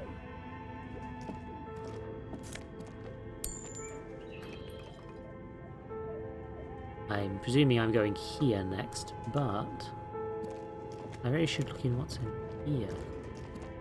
Lots of dead animal bits. These with slipstream print on the laminated top layer. Production schedule filament memory. What on earth is that? A cube-like crisscross of filaments feels oddly fragile in your hand. Intricate structure covered in dust. Silver tape on the side reads, production schedule. Note, this filament contains information that can be read using a radio computer. Blimey. Steel rotor blades bearing a strip seam though. I guess this was some sort of office for a company called Slipstream, who I guess must have been decently advanced. So I'm just keeping an eye on the dummies because I'm, well, hold on. I can go through there, I guess. Okie dokie. Slipstream potentially. Your flashlight slides over an old green chalkboard covered in scribbles, sketches, and schemes, like some ancient cave mural. Oh. Oh, this is... He's got Elfie. Some of the writing has faded with age, but you can still make out sections here and there. Photos and drawings have been pinned to the board. Inspect the drawings. These lithe, pointy-eared creatures appear to be different types of welkins. You make out autumnal candle welkins, casting wax-based magic. Translucent welkins, with organs shining under their skin. And even ether welkins, hailing from the vast emptiness of sidereal space. Who are all those creatures? Fantasies of a tortured, feverish mind? You should adopt one of those welkins as your persona. No longer a mere man, but a welkin. One of the welkins, towering among the rest, appears to be different, however. Examine the well. This is important. It's Vara Hamira, a high welkin, his face white and scarred like cracked marble. This is clearly a welkin supremacist. The note says, all non-welkin races will be purged. The Haldor, the Twarg, the humans, and even headless men, all of them, purged. Imagine a world filled only with welkin, green welkin, dread welkin, and the high welkin to rule them all. An inordinate amount of time has gone into drawing these little welkin creatures. One of them is a welkin super. Political commentary. That one has a great beard, too. Lieutenant nods at the welkin's facial hair. What are these creatures? Who drew them? Are they real? This looks like concept art for a project. It's not really real. I've been spending so much time on it, though. Some people really like building a world, I think. Even if it's just for a game. Well, this has been educational. Let's move on from the welkins. Just look at those details. So much effort. Yeah. It's all abandoned, huh? And for what? All gone. Stop beating me to it, Empathy. Inspect the photos. The photo collage depicts barren, icy landscapes wrapped in perpetual night. You see permafrost and glacial landforms, dead trees grown in under the snow. Entire oceans have been frozen from shore to shore. There are pictures of settlements on dried-up riverbeds, abandoned in a storm. Animal corpses in the dark, carcasses and bones. You see primitive oil rigs built into glaciers, boreal dvorg, yurts under the snow, great mammoth-like beasts of burden. Albeit dark and cold, this vision also feels cozy in its own way, like eggnog or morphine, a much-needed respite from our own world. A pinned postcard reads, "The heat death scenario, a desperate fight for geothermal energy engulfs the world as Wirral becomes untethered from its sun, drifting through the universe." Schedule. This is a monthly calendar from the year 50. Cryptic words like sprint, daily minimi, and GPI span the marker-drawn grid, the grand scheme of production and money. It looks a bit like an academic calendar, only much more brutal. Everyone is constantly teetering on the edge of the abyss, an abyss of production. These squares look orderly, but beneath them is chaos, worry, pain. Keep reading. What happened?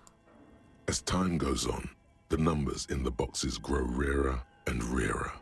The board becomes an empty snowfield in the final days. Only failure and regret dwell in this region. Looks like they didn't make it.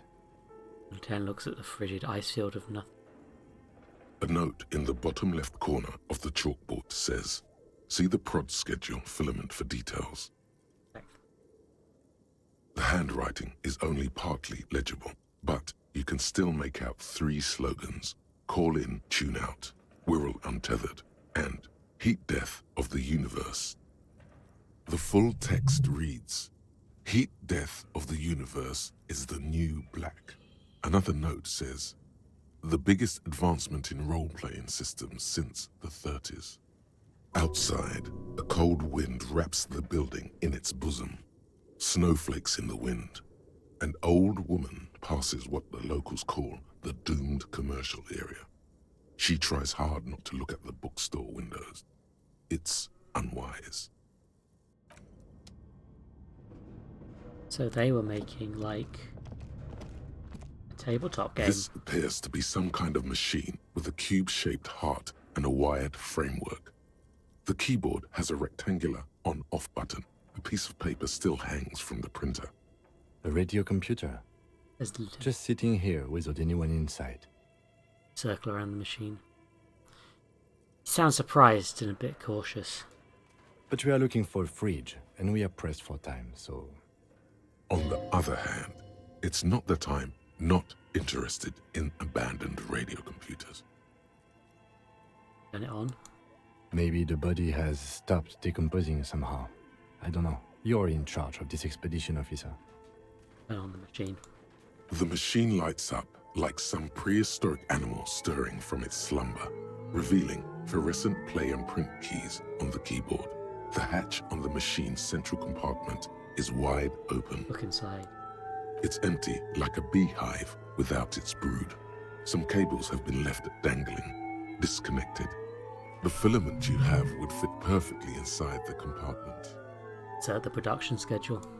Like a smooth draw, the filament slides into place. On the keyboard, the play key starts blinking. Press. Print. Nothing happens. Press. Play. A bar of fabric right above the keyboard starts producing a soft hum. The sound of static seeps through the machine's planar magnetic driver. Have you stirred the ghost of the doomed commercial area from its rest? Could this be its dismembered heart beginning to flutter? No, it's a computer. The static gets louder, slowly filling up the abandoned hall, until a voice speaks out, crackling and old, cutting into the air. Good afternoon. Fortress accident en rue de Saint-Ghislaine. This is East Insulindian Repeater Station 1. Please repeat. Is this the production schedule?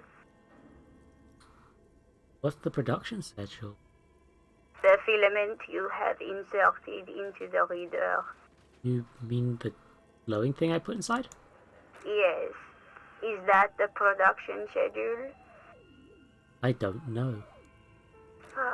If you are unsure, could you please take a look? How do I do that? Open the hatch on the compartment. Don't touch the wires. A current is running through it, but the core is safe. There's a filament inside. I need to know what it's called. I was trying to lie to her, but apparently it's called the production schedule. Good. Please repeat the password. You should ask her for a hint. I'm the police. This is the police. Please open this thing. I am contractually obliged to protect the privacy of the filament holder for stress accident. Without filing a warrant with Lintel, I cannot give you access to this filament. I'm afraid we are not doing that, unless we want to wait for a month. Now, can you please repeat the password? I'm really bad at passwords. Can you give me a hint? No. Is it my birthday? Still no. I don't know. Received. I will register this login attempt. Oh, she's literally just the login computer, but because they don't have the AI for it, it's just an actual woman. Don't worry. Passwords have a way of turning up sooner or later. Interesting. Fortress accident. Is there anything else I can do for you today? Why are you a machine? Are you alive? Yes, I am alive. I am 74 years old and my name is Yvonne. She repeats passwords. Programming people are all paranoid. Okay, but where are you? How do you know I am? I work as a repeater at the East Insulindian repeater station. It's my job to know where you are, Fortress Accident. As for me, well, I am sitting in my cubicle, surrounded by a wall of radios. On an island on the river Esperance, a small woman, all skin and bones, sits in a room filled with audio equipment. Thousands of tiny lights are reflected back from her prescription lenses, like stars in the dark. Doesn't it get lonely, sitting there all by herself? Doesn't it get lonely doing this job? Lonely? Why would it get lonely? I get to talk to people all day. That's why she does this. Now, please tell me if there's anything else I can do, Fortress Accident. Why do you call me Fortress Accident? Fortress Accident is the company on whose name the terminal you are currently using has been registered to. Ooh, information! And I pulled my headphones out by accident. Terrific. Okie dokie. You have any other information about this company? One moment. You hear her flip through a catalogue before she reads out with studious care. Fortress Accident SCA produces revolutionary interactive call-in radio games. That's what the catalogue says. Interesting. That's not bad. So, and what's this? Oh, wow, so conceptual. And what's that, this interactive call-in radio games? Any other questions? That's all for now. Thank you, and goodbye. The old lady's voice disappears along with the static. Tiles on the cube are still smouldering, casting the framework in a soft glow. Fluorescent play and print keys shine on the keyboard. Remove the production schedule. The filament slides out of its glowing nest. Well, I shall be back to that later, presumably. Developers most advanced RPG in the universe. I bet there's a way to work out the password. This old fireplace is covered in lines drawn in blue and red marker, the mesh spreading over the stone like blood vessels on alabaster skin. It looks ghostly and strangely ancient. A diagram for summoning some time-forgotten being. The symbols seem very esoteric. The whole thing resembles Kadran mosaic tiles. Very pedantic. Hold on, how do I know what Kedron mosaic tiles are supposed to look like? History classes, students with their textbooks open, studying the roots of our civilization. Those aquarelle blue tiles looked beautiful in the sun. What am I looking at? Radio frequencies, it seems. UKV 123.6, UKV 123.7, UKV 123.9. Some written notes, too. Sparse and cryptic. What? Unclear. It looks like a cardiovascular system split into veins and capillaries. Very advanced. It's going to be an elaborate piece of art, which is the closest way of me saying they were making a game and these radio frequencies are probably the radio frequencies they had access to. You think so? The web is comprised of radio stations, all lead back to one red heart, titled the Game Master Frequency. A note says, this one can listen in on any station it wants. Who's the Game Master? Someone very important. Person who's mastering the game, yeah. The leader of a massive on-air game built by these people. A conductor for the hundreds of story threads that pass through the game master's frequency. It's a game then, who's playing? Whoever decides to call in to a call-in station, it looks like. A list of names under the stations suggests people across 6 Isolas would be playing. Muindi, Insulinda, Kotla, Grad, Samara, and even Ilmara. All of this is gone, left unrealized. There's no way a little basement studio working here could pull anything like this off. My God.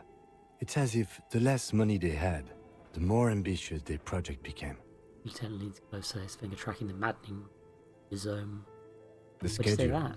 I know doom when I see it. The company was running out of funding. What else? Lines. Nothing. It's just lines on marble.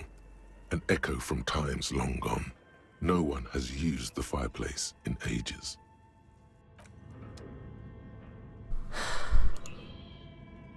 Him? Okay. What do you think is going on with that computer, chalkboard, and fireplace? Just a failed business. The only question is, what the hell are they making? Yes, that is the question. Deepling his hands. It looks like one of those popular pen and paper role-playing games, only these people were trying to automate it, make it work on radio computers. Utter madness, he thinks, as a compliment. Has anyone ever done this before? Not to my knowledge. They make automated games in Grad, Messina, Königstein. You know, places with industry. But I don't think anyone has attempted to create an inter-isolary game before. We just don't have the technology. How are they planning to do that?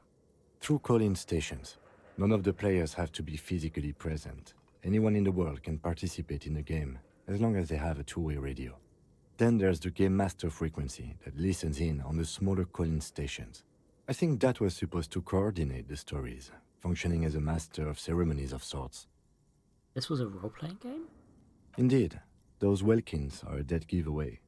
Role-playing people love that stuff. The world looks like a modified version of the WeWorld board game, with hit death thrown in. Super cool. Someone should give them millions of real immediately. This game is too good to be left unfinished. What do you think happened? Company? No idea. They stopped filling out the schedule on the chalkboard. Indeed, it's ambitious and untethered from reality, but...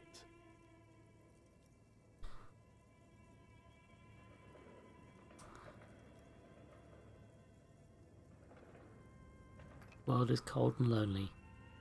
This would keep... It's too late for that, I'm afraid.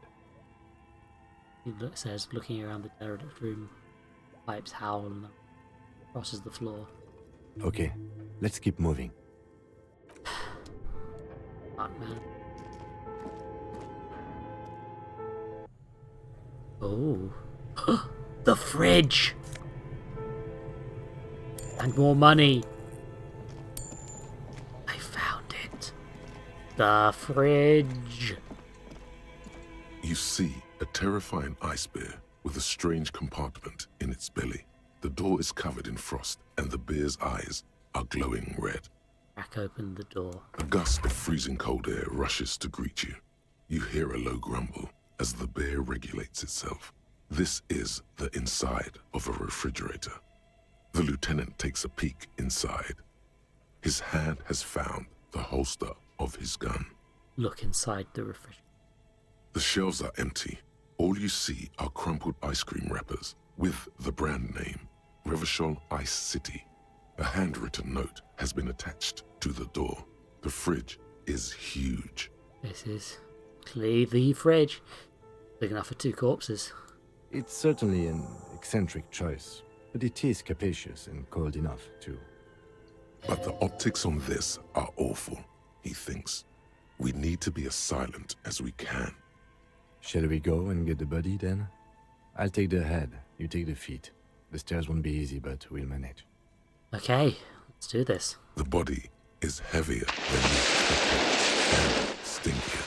It takes half an hour to get it down to the basement. Then more weight to stuff it into the fridge. The lieutenant takes a step back to admire your handiwork. Beautiful. A dead body in a nice bare fridge. This is some of the best police work I've ever done. I'm not sure I believe you. Of course you don't. Look at that. What have we done? We stuffed a dead body in a nice bare fridge. This does not leave this room. He means it. He doesn't want to be the ice bear cop. We did the best with the means up our disposal. Did we though? Okay, maybe we did. At least we've stopped the body from decomposing further. Now you can conduct another Oh, did I step on my microphone? I don't think I stepped on my microphone. I might be mumbling a bit more because I've got the cushion behind me, but can everyone hear me fine? Is there any issues?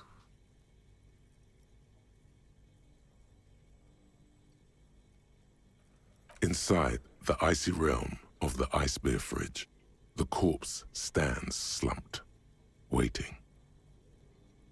Examine one of the ice cream wrappers in there.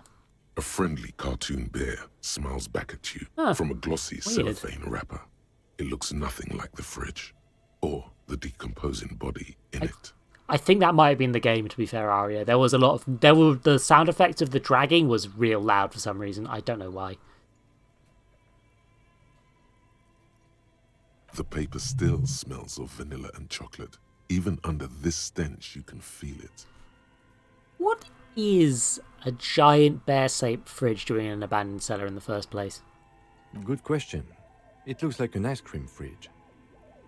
And reaches one of the wrappers. He studies it in the light. Let's try to sell ice cream from this hyper-carnivore. I know. What an unfortunate marketing choice. What is even worse, the bear is still costing them money to this day. Lieutenant points at the red snaky cable running out from the fridge. The electricity bill must be catastrophic.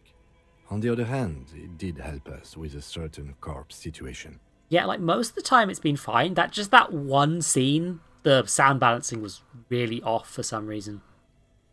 Lucky us. Take the note from the door. You pocket the note and the little fridge magnets keeping it on the door. And now, chat, it's time for me to examine a body. With your help. Because it's like, oh, I really need to know what this is.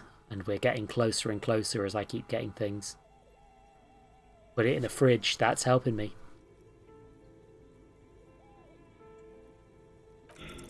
You touch the dead man's body. His skin is cold, light blue and silvery in the light of the fridge. You still have no idea where to begin, or what to even do with him. It'll come to you sooner or later.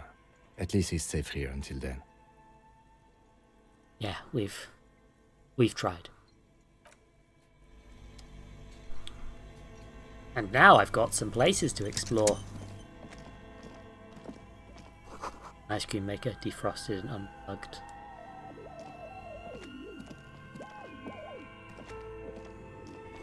Flashlight casts a strange shadow. There's a hidden doorway here. Oh!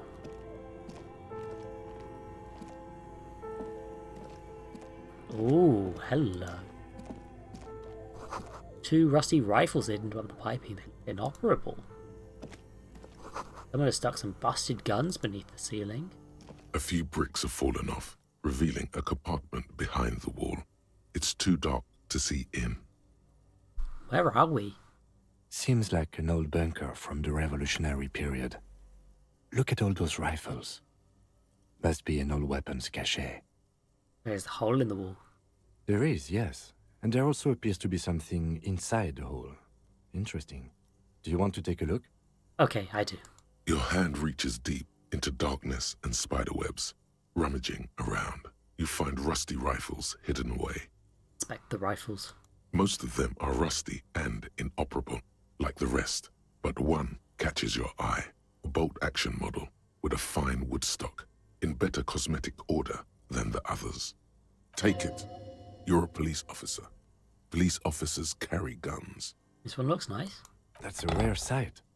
Seems to no longer be functional, but still a beautiful thing in its own way.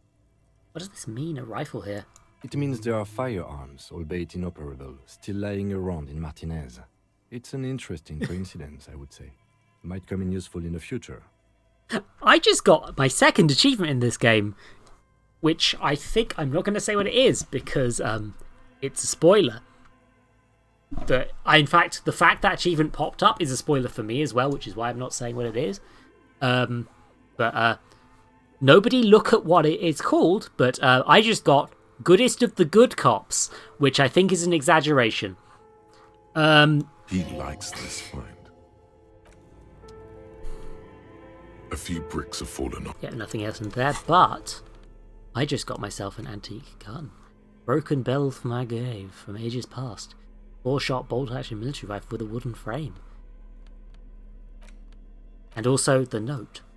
Handwritten note you found from the giant ice bear fridge. It still bears some marks on the fruit-shaped kitchen magnet used to secure it to the refrigerator door. The note is written with a blue pencil on a piece of lined office paper.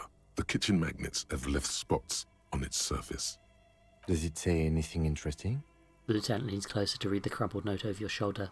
This is tangential at best, but the lieutenant's detective instinct is still active. Read the note. Someone has scribbled, S. I can't believe the off-site copy is still here. The illiterate ginger kid keeps stealing stuff from the studio, so I had to hide it somewhere safe. Oh. You'll find the filament memory with the off-site copy in the frozen ice cream maker. Please take it home, ASAP.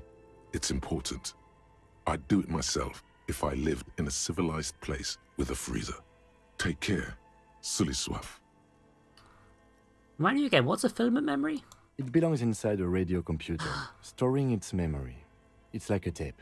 You listen to disco tapes, right? It's like one of your disco tapes, only for a computer. Oh, there's another one. It's like the production schedule you found. Only this one's an off-site copy. I wonder who wrote that note. Looks like someone from that radio game company upstairs. I'm a little surprised they just left their property lying here. Maybe they had to leave in a hurry. That's a plausible hypothesis. And who's the illiterate ginger kid? I'm going to assume it's Kuno. Really? You don't have a single guess? You mean Kuno? Oh, I'm sure that child would love to get his hands on the filament memory. Even if he doesn't know what to do with it, he'd probably try to pawn it for speed, based on our encounter. Kim, you're mean to children.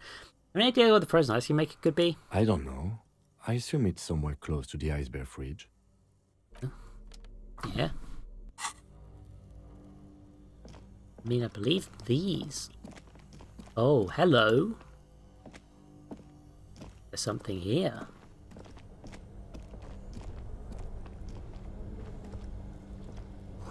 Frozen ice cream maker that's still running. This orange machine is buzzing like an old submarine. It has a hand-cranked ice cream churner on top and an electric freezer that appears to be frozen shut. Well, I'm going to try and crack open the lid, obviously. You slip your fingers under the frozen lid, but the ice is too cold for you to get a good grip. A pry bar would come in handy here. Well, it's a if you good want job. to try again, then you need to have the pry bar in your hand, detective. Equip the pry bar by... Yeah, I'm not going to turn the crank because I'm fairly confident there's something in there. But the pry bar, oh, I can get that one out. Nice This and easy. orange machine is buzzing like an old submarine. Pry It bar has not a strong hand-cranked enough. ice cream churner on top Oh. and an electric freezer that appears to be frozen shut. Well, chat, lend me your energy quick because, Jesus Christ. This one is not my character's forte, but I'm gonna try. I want to see what happens. You understand? 30 seconds. The ice squeaks beneath the pry bar. You think you've got the bar jammed in there pretty well, but the lid simply won't budge. What is this? You see the pry bar's metal handle bending right before your very eyes. Yeah, well, that's a good pry bar. I'm not criticizing it, but this ice cream maker is frozen shut. It takes an advanced tool to get it open. Answer? Well, get one. I have no idea, officer. This ice cream maker isn't important enough to requisition a special tool. Wait, am I doing this correctly? Because there's 30 seconds and then there's it's a cooldown. Ugh. Sooner or later, you will stumble upon a tool mighty enough. Then we will know what's in this mysterious ice cream maker. Well, I already know from the note I'm wagering, but... Ooh, drugs and money! Hooray! 2 cables are plugged into the breaker box. The red one leads to the ice bear fridge, and the black one to the ice cream maker nearby. Oh, unplugging it would actually Something close help. to you dies with a soft electric purr. Why did you do that? It's black. It's not like it's the red one. The lieutenant raises his brows, but doesn't say anything. The electric distribution board now has 1 cable missing. Now here's the thing. What's keeping this cold This is... orange machine is dead still. The machine is It now has a unplugged. If I leave it for a bit, I think it might actually defrost a bit.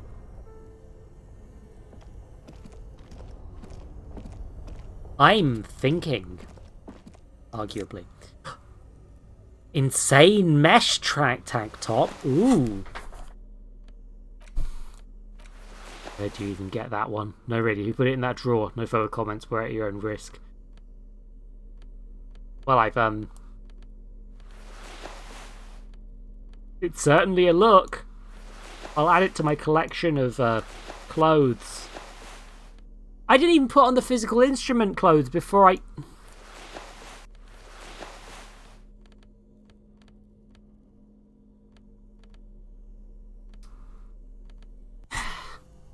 I forgot to put on the clothes.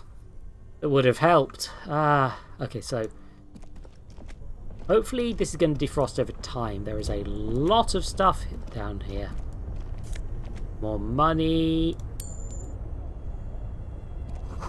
Cellar window. People's feet shuffling by on the street. And oh goodness, that's 20 seconds before the ad starts as well. Okay. Well, chat. I've dealt with the body. What do you think of them apples? Please do not comment on what you think of them apples. I'll be back in 3. It's goblin ass. Just like me. Anyway, bye. I'm not doing it. Let me on the ball. Yes. I do love that they do things like, yeah, there's just a capsule full of animals here. Why not? Hey, buddy, are you okay? Yeah, not bad. You're the new Tails. Sorry, bud. Don't really want to deal with your shit. I'll be honest. Just so you know. There we go. Problem solved.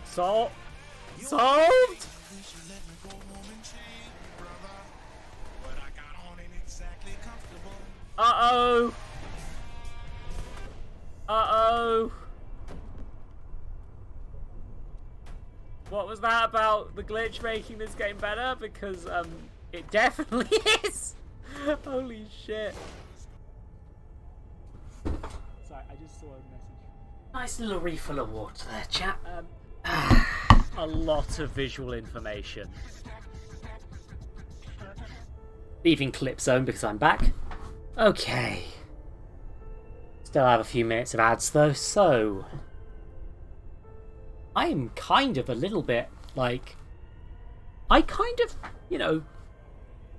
Every time I make a title for one of these streams, I do try to make sure it's accurate to what I'll be doing in them, but because I'm predicting them in advance, I usually am a bit like guesswork.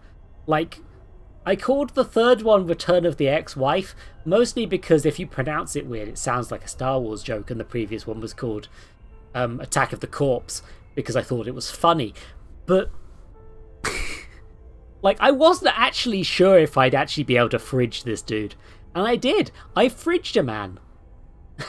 And I'm kind of proud. The problem is, I thought I'd fuck up, the title wouldn't be accurate until next episode, and then and now I'm kind of like, I don't really know what I'm doing for the rest of this episode, huh? This game's fucking great. I know I'm 4 episodes in. I'd have quit if it wasn't. But, like... God, Disco Elysium slaps. Disco Elysium is a real good video game.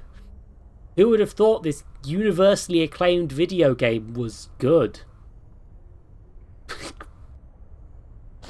I don't know. Ugh. I'm a little zonked. But, I'm here. And I'm here. And I'm here.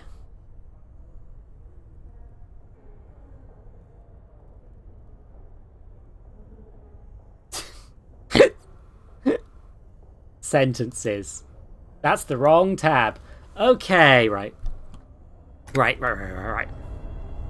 So there's stairs to what I'm assuming is the outside, right? There's whatever. Yeah, there's some stuff over here I want to not miss before I go that way. I'm presuming that's actually all collapsed. It's inaccessible now. A thick layer of coal dust covers the furnace, coloring it pitch black. Looks like this furnace has a face, and it's a face of agony. What is this thing? Is it a furnace? Looks like it. Looks like an old central furnace used to heat the building. It's connected to the chimney. He opens the door and gingerly peeks inside. No one has used it in ages. No signs of any recent fire. Only dead rats. Inside? It's dark and grimy here.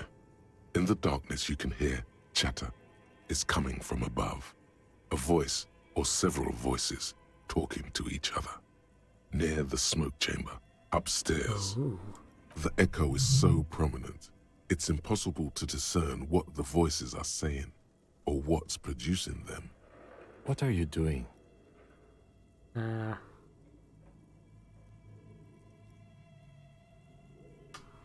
not sure, Kim, but I think I can hear someone talking upstairs. Wait, really? We should investigate, see if someone's upstairs. Oh. There's always heard. I noticed the malignant entity placed inside listener chimney. You're right. The rooms do look like they're connected. But malignant entities don't exist. At least not the supernatural kind. Okay. I think I know what I have to do, and it's called putting on a vest and yelling. Okay. Make sure none of these lower my body strength. Okay. A thick layer of coal dust covers the furnace. Hello? You muster all your strength and yell. Your dehydrated, hungover throat can produce little more than a dry croak. A lifetime of smoking and drinking will do that to you. The chatter from the chimney continues on as before. You seem to have made no impression on whatever's up there. Then again, maybe it's worth actually trying something up there. Maybe you should let your voice rest, officer. Try again later.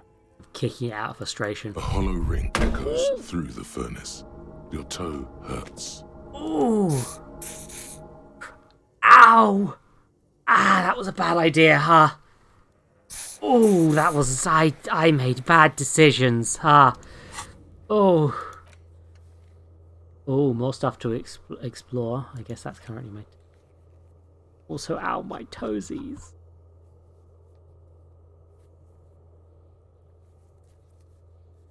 What was that one? Oh, him. Yes. Oh, this menu's a bit fucky sometimes. Like, I love this game, but there's little bits of jank here and there. It's worth acknowledging that. Yeah, there's something... There was stairs over here as well, that I missed, you see. I don't particularly want to miss things. Ooh. Floorboards creak. Shoes in a puddle of melting snow. I'm sorry, shoes? Who left they shoes here? What the fuck? Okay. A postcard? Okay. Sunlight has made the postcard completely sepia-toned. Midtown traffic completely passes overhead, and the ghosts of skyscrapers disappear into a beige midday mist, vaporizing the delta which the district was built. This postcard is prepaid.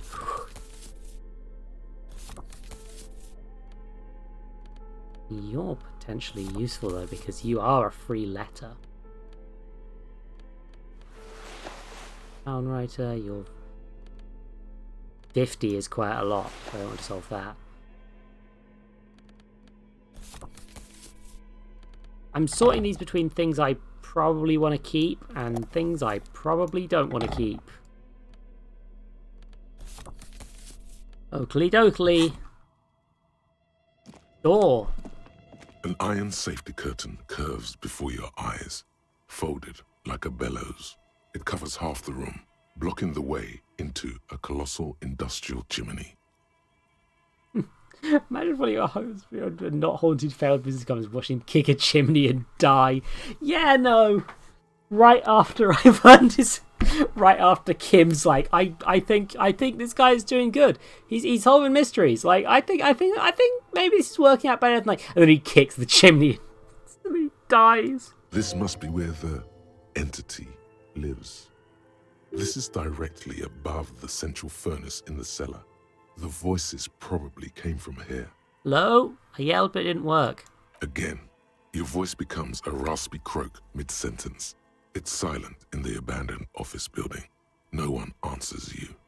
A sudden bout of self-pity comes over you. Sire, may we suggest something?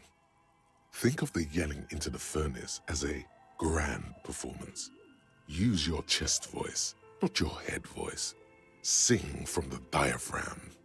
Perhaps it's not such a bad idea. Try it again, son. I mean, that's something.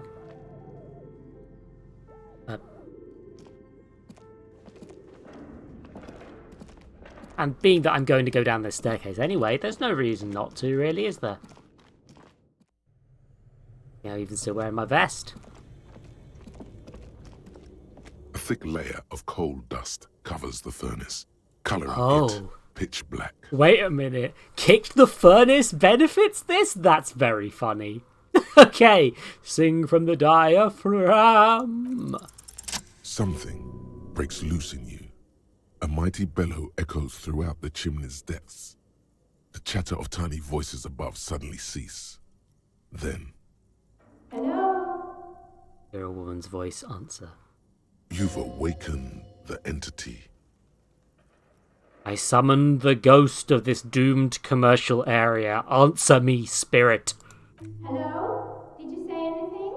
I can't hear you. Please come upstairs. There's a safety curtain on the second floor. I'll open it. Hey! You hear a low rumble upstairs. The sound of a curtain being pulled aside. After you, officer. Also, I'm presuming there must be a reason to smear my hands with coal dust, but I'm not doing that. Unless I can find it quite rapidly. Come on. Into the... Oh, hello. Trays full of dice, colourful polyhedral dice, hundreds of them. Candy dispensers have been repurposed to contain thousands of dice. We found a nerd. Hello. I'm Nia. Bird-like woman sits on a throne of tools with emerald light shining through her hair. Did you try knocking on my window? I must have missed you. I've been listening to my Melius. She taps on her headphones. So what kind of die are you looking for? Could this be the malicious entity? Perhaps it's wise to go along with this masquerade for now. She's got a direct view to the backyard. You should interrogate her about the lynching. She might have seen what happened. You must have confused me with someone else. I haven't knocked on your window. Then how did you get inside? By the south entrance? You know what? It doesn't even matter. What matters is that you're finally here. Let's talk dice. Did you have something specific in mind? Hold on, I should actually ask you what you mean by milieu. Yes, a milieu is like a call-in station. You need a two-way radio to access one. That's why I have these. Pats the headphones on the table. Mostly, they just teach you to swear in different languages. But some of the stations can be quite interesting. I was so absorbed, I must have missed you knocking. Why are you asking me about dice, though?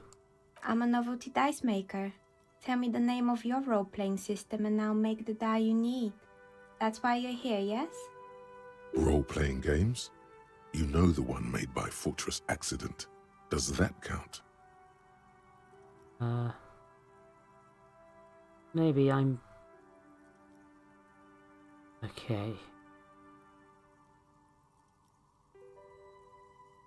No, I was looking for something else. Squint your eyes mysteriously. Answers. Answers? How strange. These days people only come to me for dice and role-playing games. I'm not sure how helpful I'll be, but go ahead and ask. Walls around her are covered with rows of precious stones and... This person means you, or no one else, absolutely no harm. She will answer freely and honestly. No falsehoods are present. She's a novelty dice maker and doesn't have anything to hide. Ask what you need. How did you become a dice maker? Sorry. How did I become one? It was a business decision. I was a regular jeweler at first, but that's an unfocused field with too much competition. Some of my friends were role players. They asked me to make some polyhedral dice out of cobalt. That was my first order. I grew it from there. You like role-playing games yourself? Not especially. I like working with rare materials and a steady pay. And role players as customers? They're nice people. She's thankful for the security they provide her. What do you know about the man who was lynched behind the whirling in rags? Nothing really.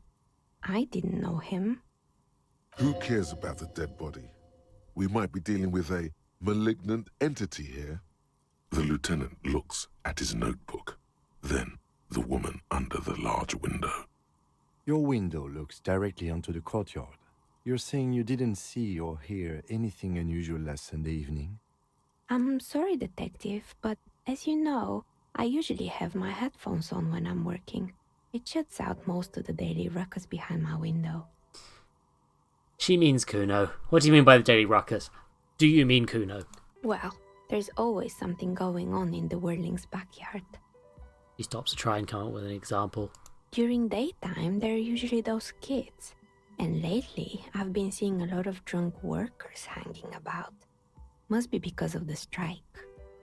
She's heard of the murder, but did not see it, sire. She's not sorry to disappoint you. Informing on someone in a murder investigation would intrude upon her focused existence.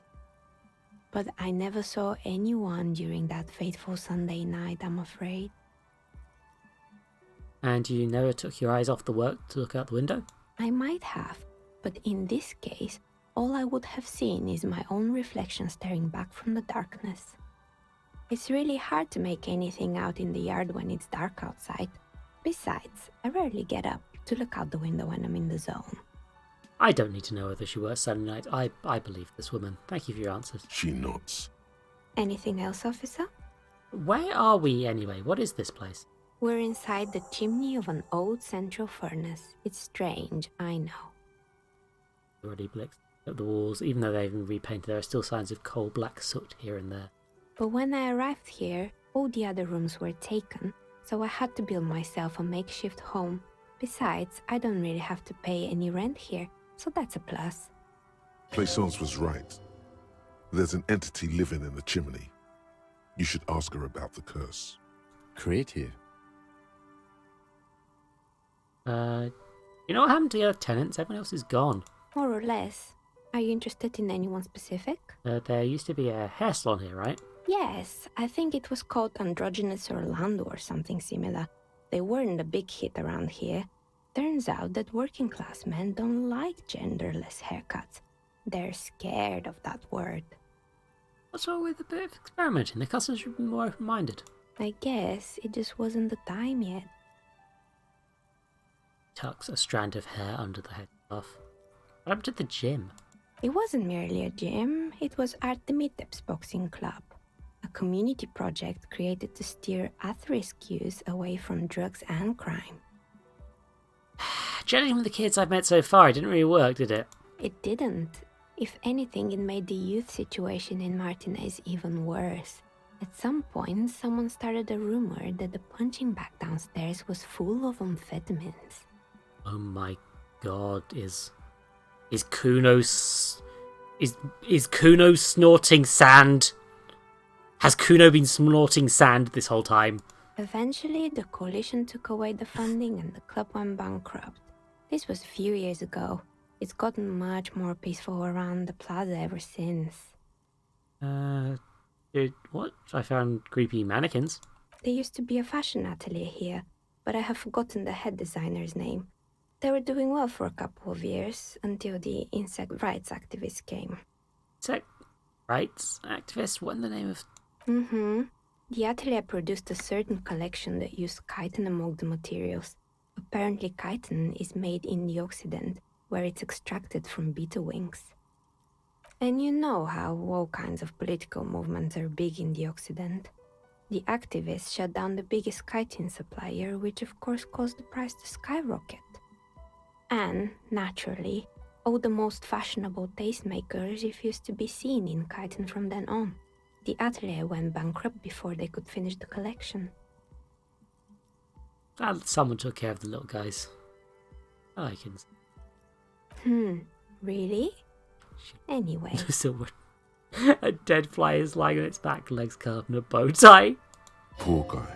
Suddenly, you get a feeling that insects are important to the case somehow. It's hard to say. Oh no, if I internalize wouldn't hurt a fly, that would be quite bad. I don't feel that might be bad for me. Did someone make stuffed animals? I saw mounts lying around. You mean Mr. Fabron, the taxidermist? No, he mostly just did drugs. Terrific. Anything else? What's up with the broken windows? Oh, this one's a mess. There used to be a company that promised to repair windows 24 hours a day. What could go wrong with this one, right? Turns out, the business was actually set up as a front for an illicit group that was producing snuff medias. Who would have guessed? And they never cleaned up the debris either. Now it's just littering the hallway and I have no idea how to get rid of it on my own. Oh, very cool about the debris, but what's a snuff milieu? It's a sub-rosa radio station that broadcasts real murders with real victims. Some people pay good money to get off on it. Jesus Christ. Nothing changes in her tone as she says that, as if it's just another piece of information to lay out for the world. Don't worry, the ACP has a separate division that deals exclusively with unlicensed sub-roses. This isn't our problem. That's the thing, Kim? That's the thing that... Good luck with that. It's not easy catching those perpetrators. Manchester thought, no. What are the rollerblades and skis? They were made by a company called Slipstream. After they pivoted from making rotor blades to skis, their chief executive took off on a vacation with all their money. You know, a hand with an impish smile. Honestly, I think it's quite funny. I think he's still sending out holiday transmissions from Tulula or Tiumotiri or Hashtkor or wherever he is. That's illegal running with a company smile like that. Why does he be arrested? Sure, it's illegal, but it's not exactly anything extraordinary in business. Besides, Slipstream is history now. All their remaining assets got seized by the bailiffs in 47. I have no idea why those skis and blades are still lying around. I found a strange machine. Fortress Accident, the radio game studio. Those is right. Some remnant of memory lights up in it. She liked them. They were an interesting bunch. We talked about role-playing systems every now and then. Once, I even saw two of them get into fisticuffs over Wirral. They certainly took their work very seriously, even if they seemed to be chronically liberal with their schedules. What do you mean, liberal? The usual. They ran out of money and couldn't get the project done on time. Why is this the thing that's upsetting me the most in this? Why is this what's getting me? What, man? What went wrong? Well, I did hear them talking at times.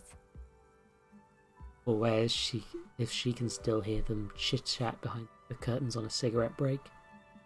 They seem to believe they were historical individuals on some grand quest. She sounds almost mocking when she says that. From what I've seen so far, the project did look quite impressive. Yes, but when the money started to run out, they just began to complain a lot about capitalism. You know, how the markets are rigged to keep out new businesses and so on. In the end, they just didn't get it done. They didn't have enough willpower to produce something truly historic, and to show up to work on time. She's right. Showing up to work on time is important.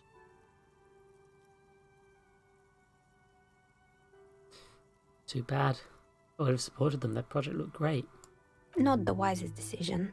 You would have lost all your savings. Just a pair of dice on the table. One of them stops near the edge of the back desk.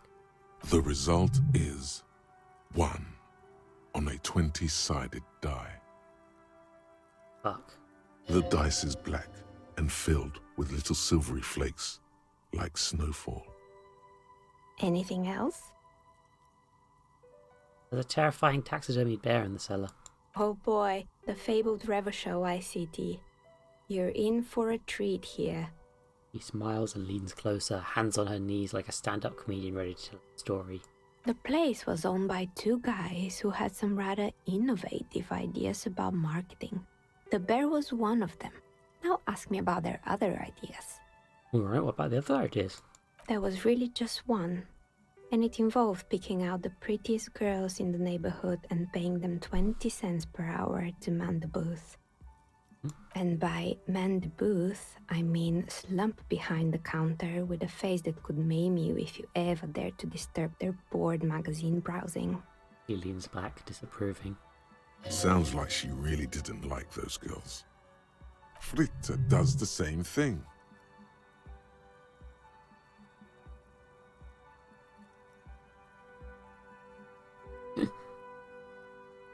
I don't have an opinion on employing teens. I'm torn between 20 cents per hour is not good pay, right? That's kind of, and also I know a girl like that. She works in Fridge as cashier and she's not particularly friendly. Employing silky teenage girls is a widespread practice, yes. Unfortunately, they always come in packs. I'm talking about acne-ridden girlfriends and gorilla-like boyfriends loitering near the shop. At least that's what happened with Revachol ICT. And they already had the bear. Closes her eyes as if remembering something painful. What about the bear? The bear. Repeats, pressing thumbs into her temples like trying to suppress a headache. Didn't work out. Of course not. The bear was terrifying. No one wants ice cream guarded by a hostile apex predator. To make matters worse, the fridge didn't work too well either, and half the ice cream came out malformed and partially melted. That's important information. Eventually, Revachol ICT lost the price war to its rival, Glacé 5000. Glacé 5000 sold caramel sundaes for only 5 cents a piece, out of regular fridges. Sure, the bear was doing its best. Maybe, because the taxidermist who made that bear definitely wasn't. Doing his best, I mean. How come? He said that the bear was his vision beast. He said he met his vision beast while high on desiccants. Called it Megatherion. What's a vision beast? It's an imaginary beast that guides you through life. By telling you to do more drugs, mostly. The horrific necktie tightens around your neck, strangely excited. But it doesn't feel particularly fun this time around. Oh. Oh no. Now you beast. What? You nothing. Right. Says the dice maker. She doesn't look entirely convinced. Well, I've got a vision beast and it's my terrible tie. Anyway, now you know the story of the fallen ice cream empire. She seems almost sad, finishing the story. Some dust whirl in the afternoon air. Her eyes follow it idly. Little sparkling embers under the window. Outside it's light, Light scatters from the low-hanging cloud cover. There's always the threat of snow. Anything else? Another failed business, perhaps? I've been here for a long time. I found the building's intercom, but it's not working. Oh, right. I hope you didn't try to ring me. She rubs her forehead. Her scarf has left a faint line on her dusty skin. I think none of those doorbells work, including mine. I'm still in the middle of connecting the wires. Sorry about the confusion. So you're telling me, do you have a doorbell there? Which one? The one with an empty name card. It's the last one in the list. As I said, it's quite useless right now. It doesn't work yet. I have a few more questions. Sure, I'm listening. Nah, yeah, I'm good. Good. I hope it clarified things a bit. So, What else?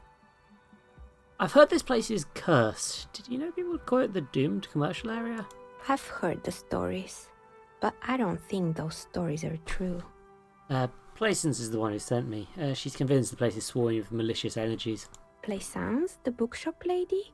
I've heard that her business is doing rather well. Have the energies spared her somehow? Actually, the bookstore isn't doing that well. There are hardly any customers, and she has to exploit her own daughter to keep the company going. Oh, right. But it's not just the bookstore that's still up and running. What about the whirling in rags? Some people say it's part of the building complex. Hold on, the whirling is part of the doomed commercial area? You could say so. Both houses were built at the same time and under the east of the Commerce Central project. Yes, but it's still a separate building. The malicious energies can't reach there. And then there is me. Eyes looking at her messy work table.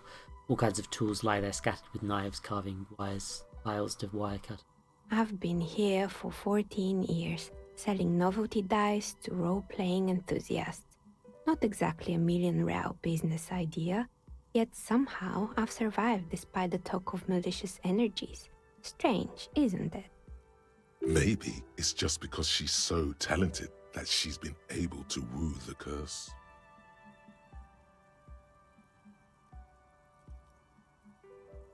Essence thinks it's because you're the source of it. A malignant entity. Malignant entity? What does that even mean? Some kind of sorceress? What about you, officer? Do you think I'm the malignant entity? Time has come to face the source. Fear not, for the forces of the universe are supporting you in this psychic quest. Honestly, I'm still not sure. This world is a puzzling place. Is it now? I've always thought it's a rather mundane and boring place with no supernatural surprises in sight.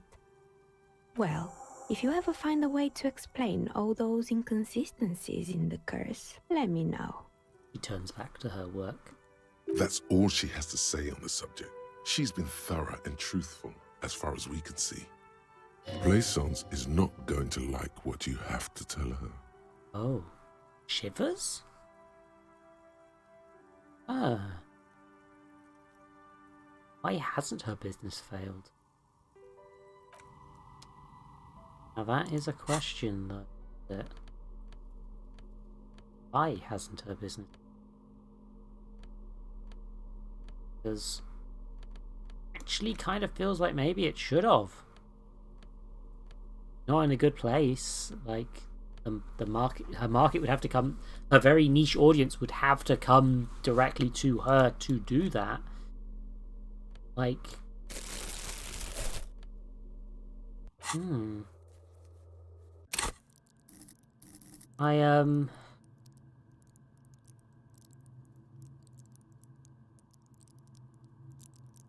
know, I'm liking Shivers, so I'm actually going to level it up. And then I'm going to quick save, but this is one shot. Oh, it's you again.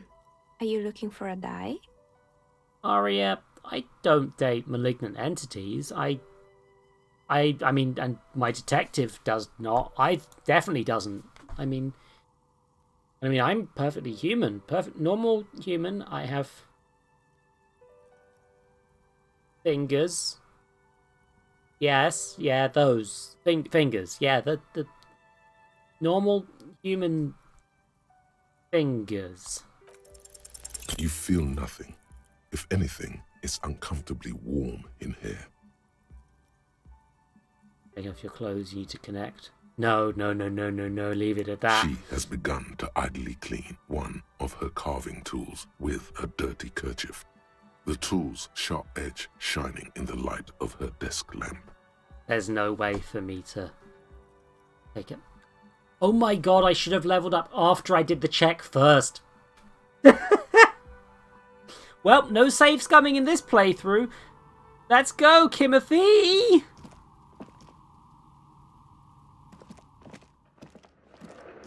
I think we've,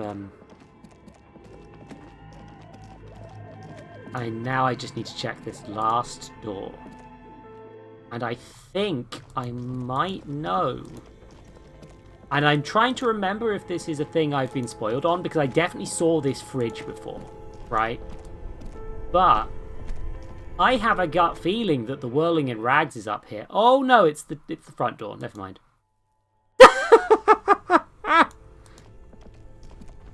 Huh. I guess I could have just walked in then, huh? Okay. Actually, you know what? Let's freak that lady out by coming in through the front door.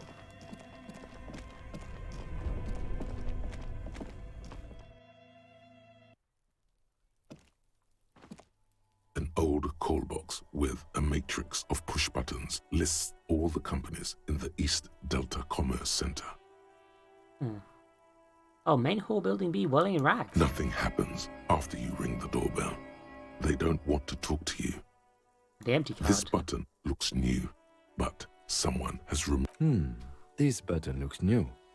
I wouldn't be surprised if it hasn't been connected yet. Is it the dice makers? Yeah, I'm gonna just test all these buttons quick because it's relevant now. An off-key melody starts playing after you ring the doorbell. There's somebody in main Then hall a building woman A. picks up the receiver. Kuno, please stop calling here. Grown-ups don't have time for your stupid games. She thinks you're the gremlin child. What would he say to this? Plaisance, it's me. I'm investigating the Doom commercial just like we discussed. Oh, I'm sorry, officer. I thought you were... A lot of static that overrides her words.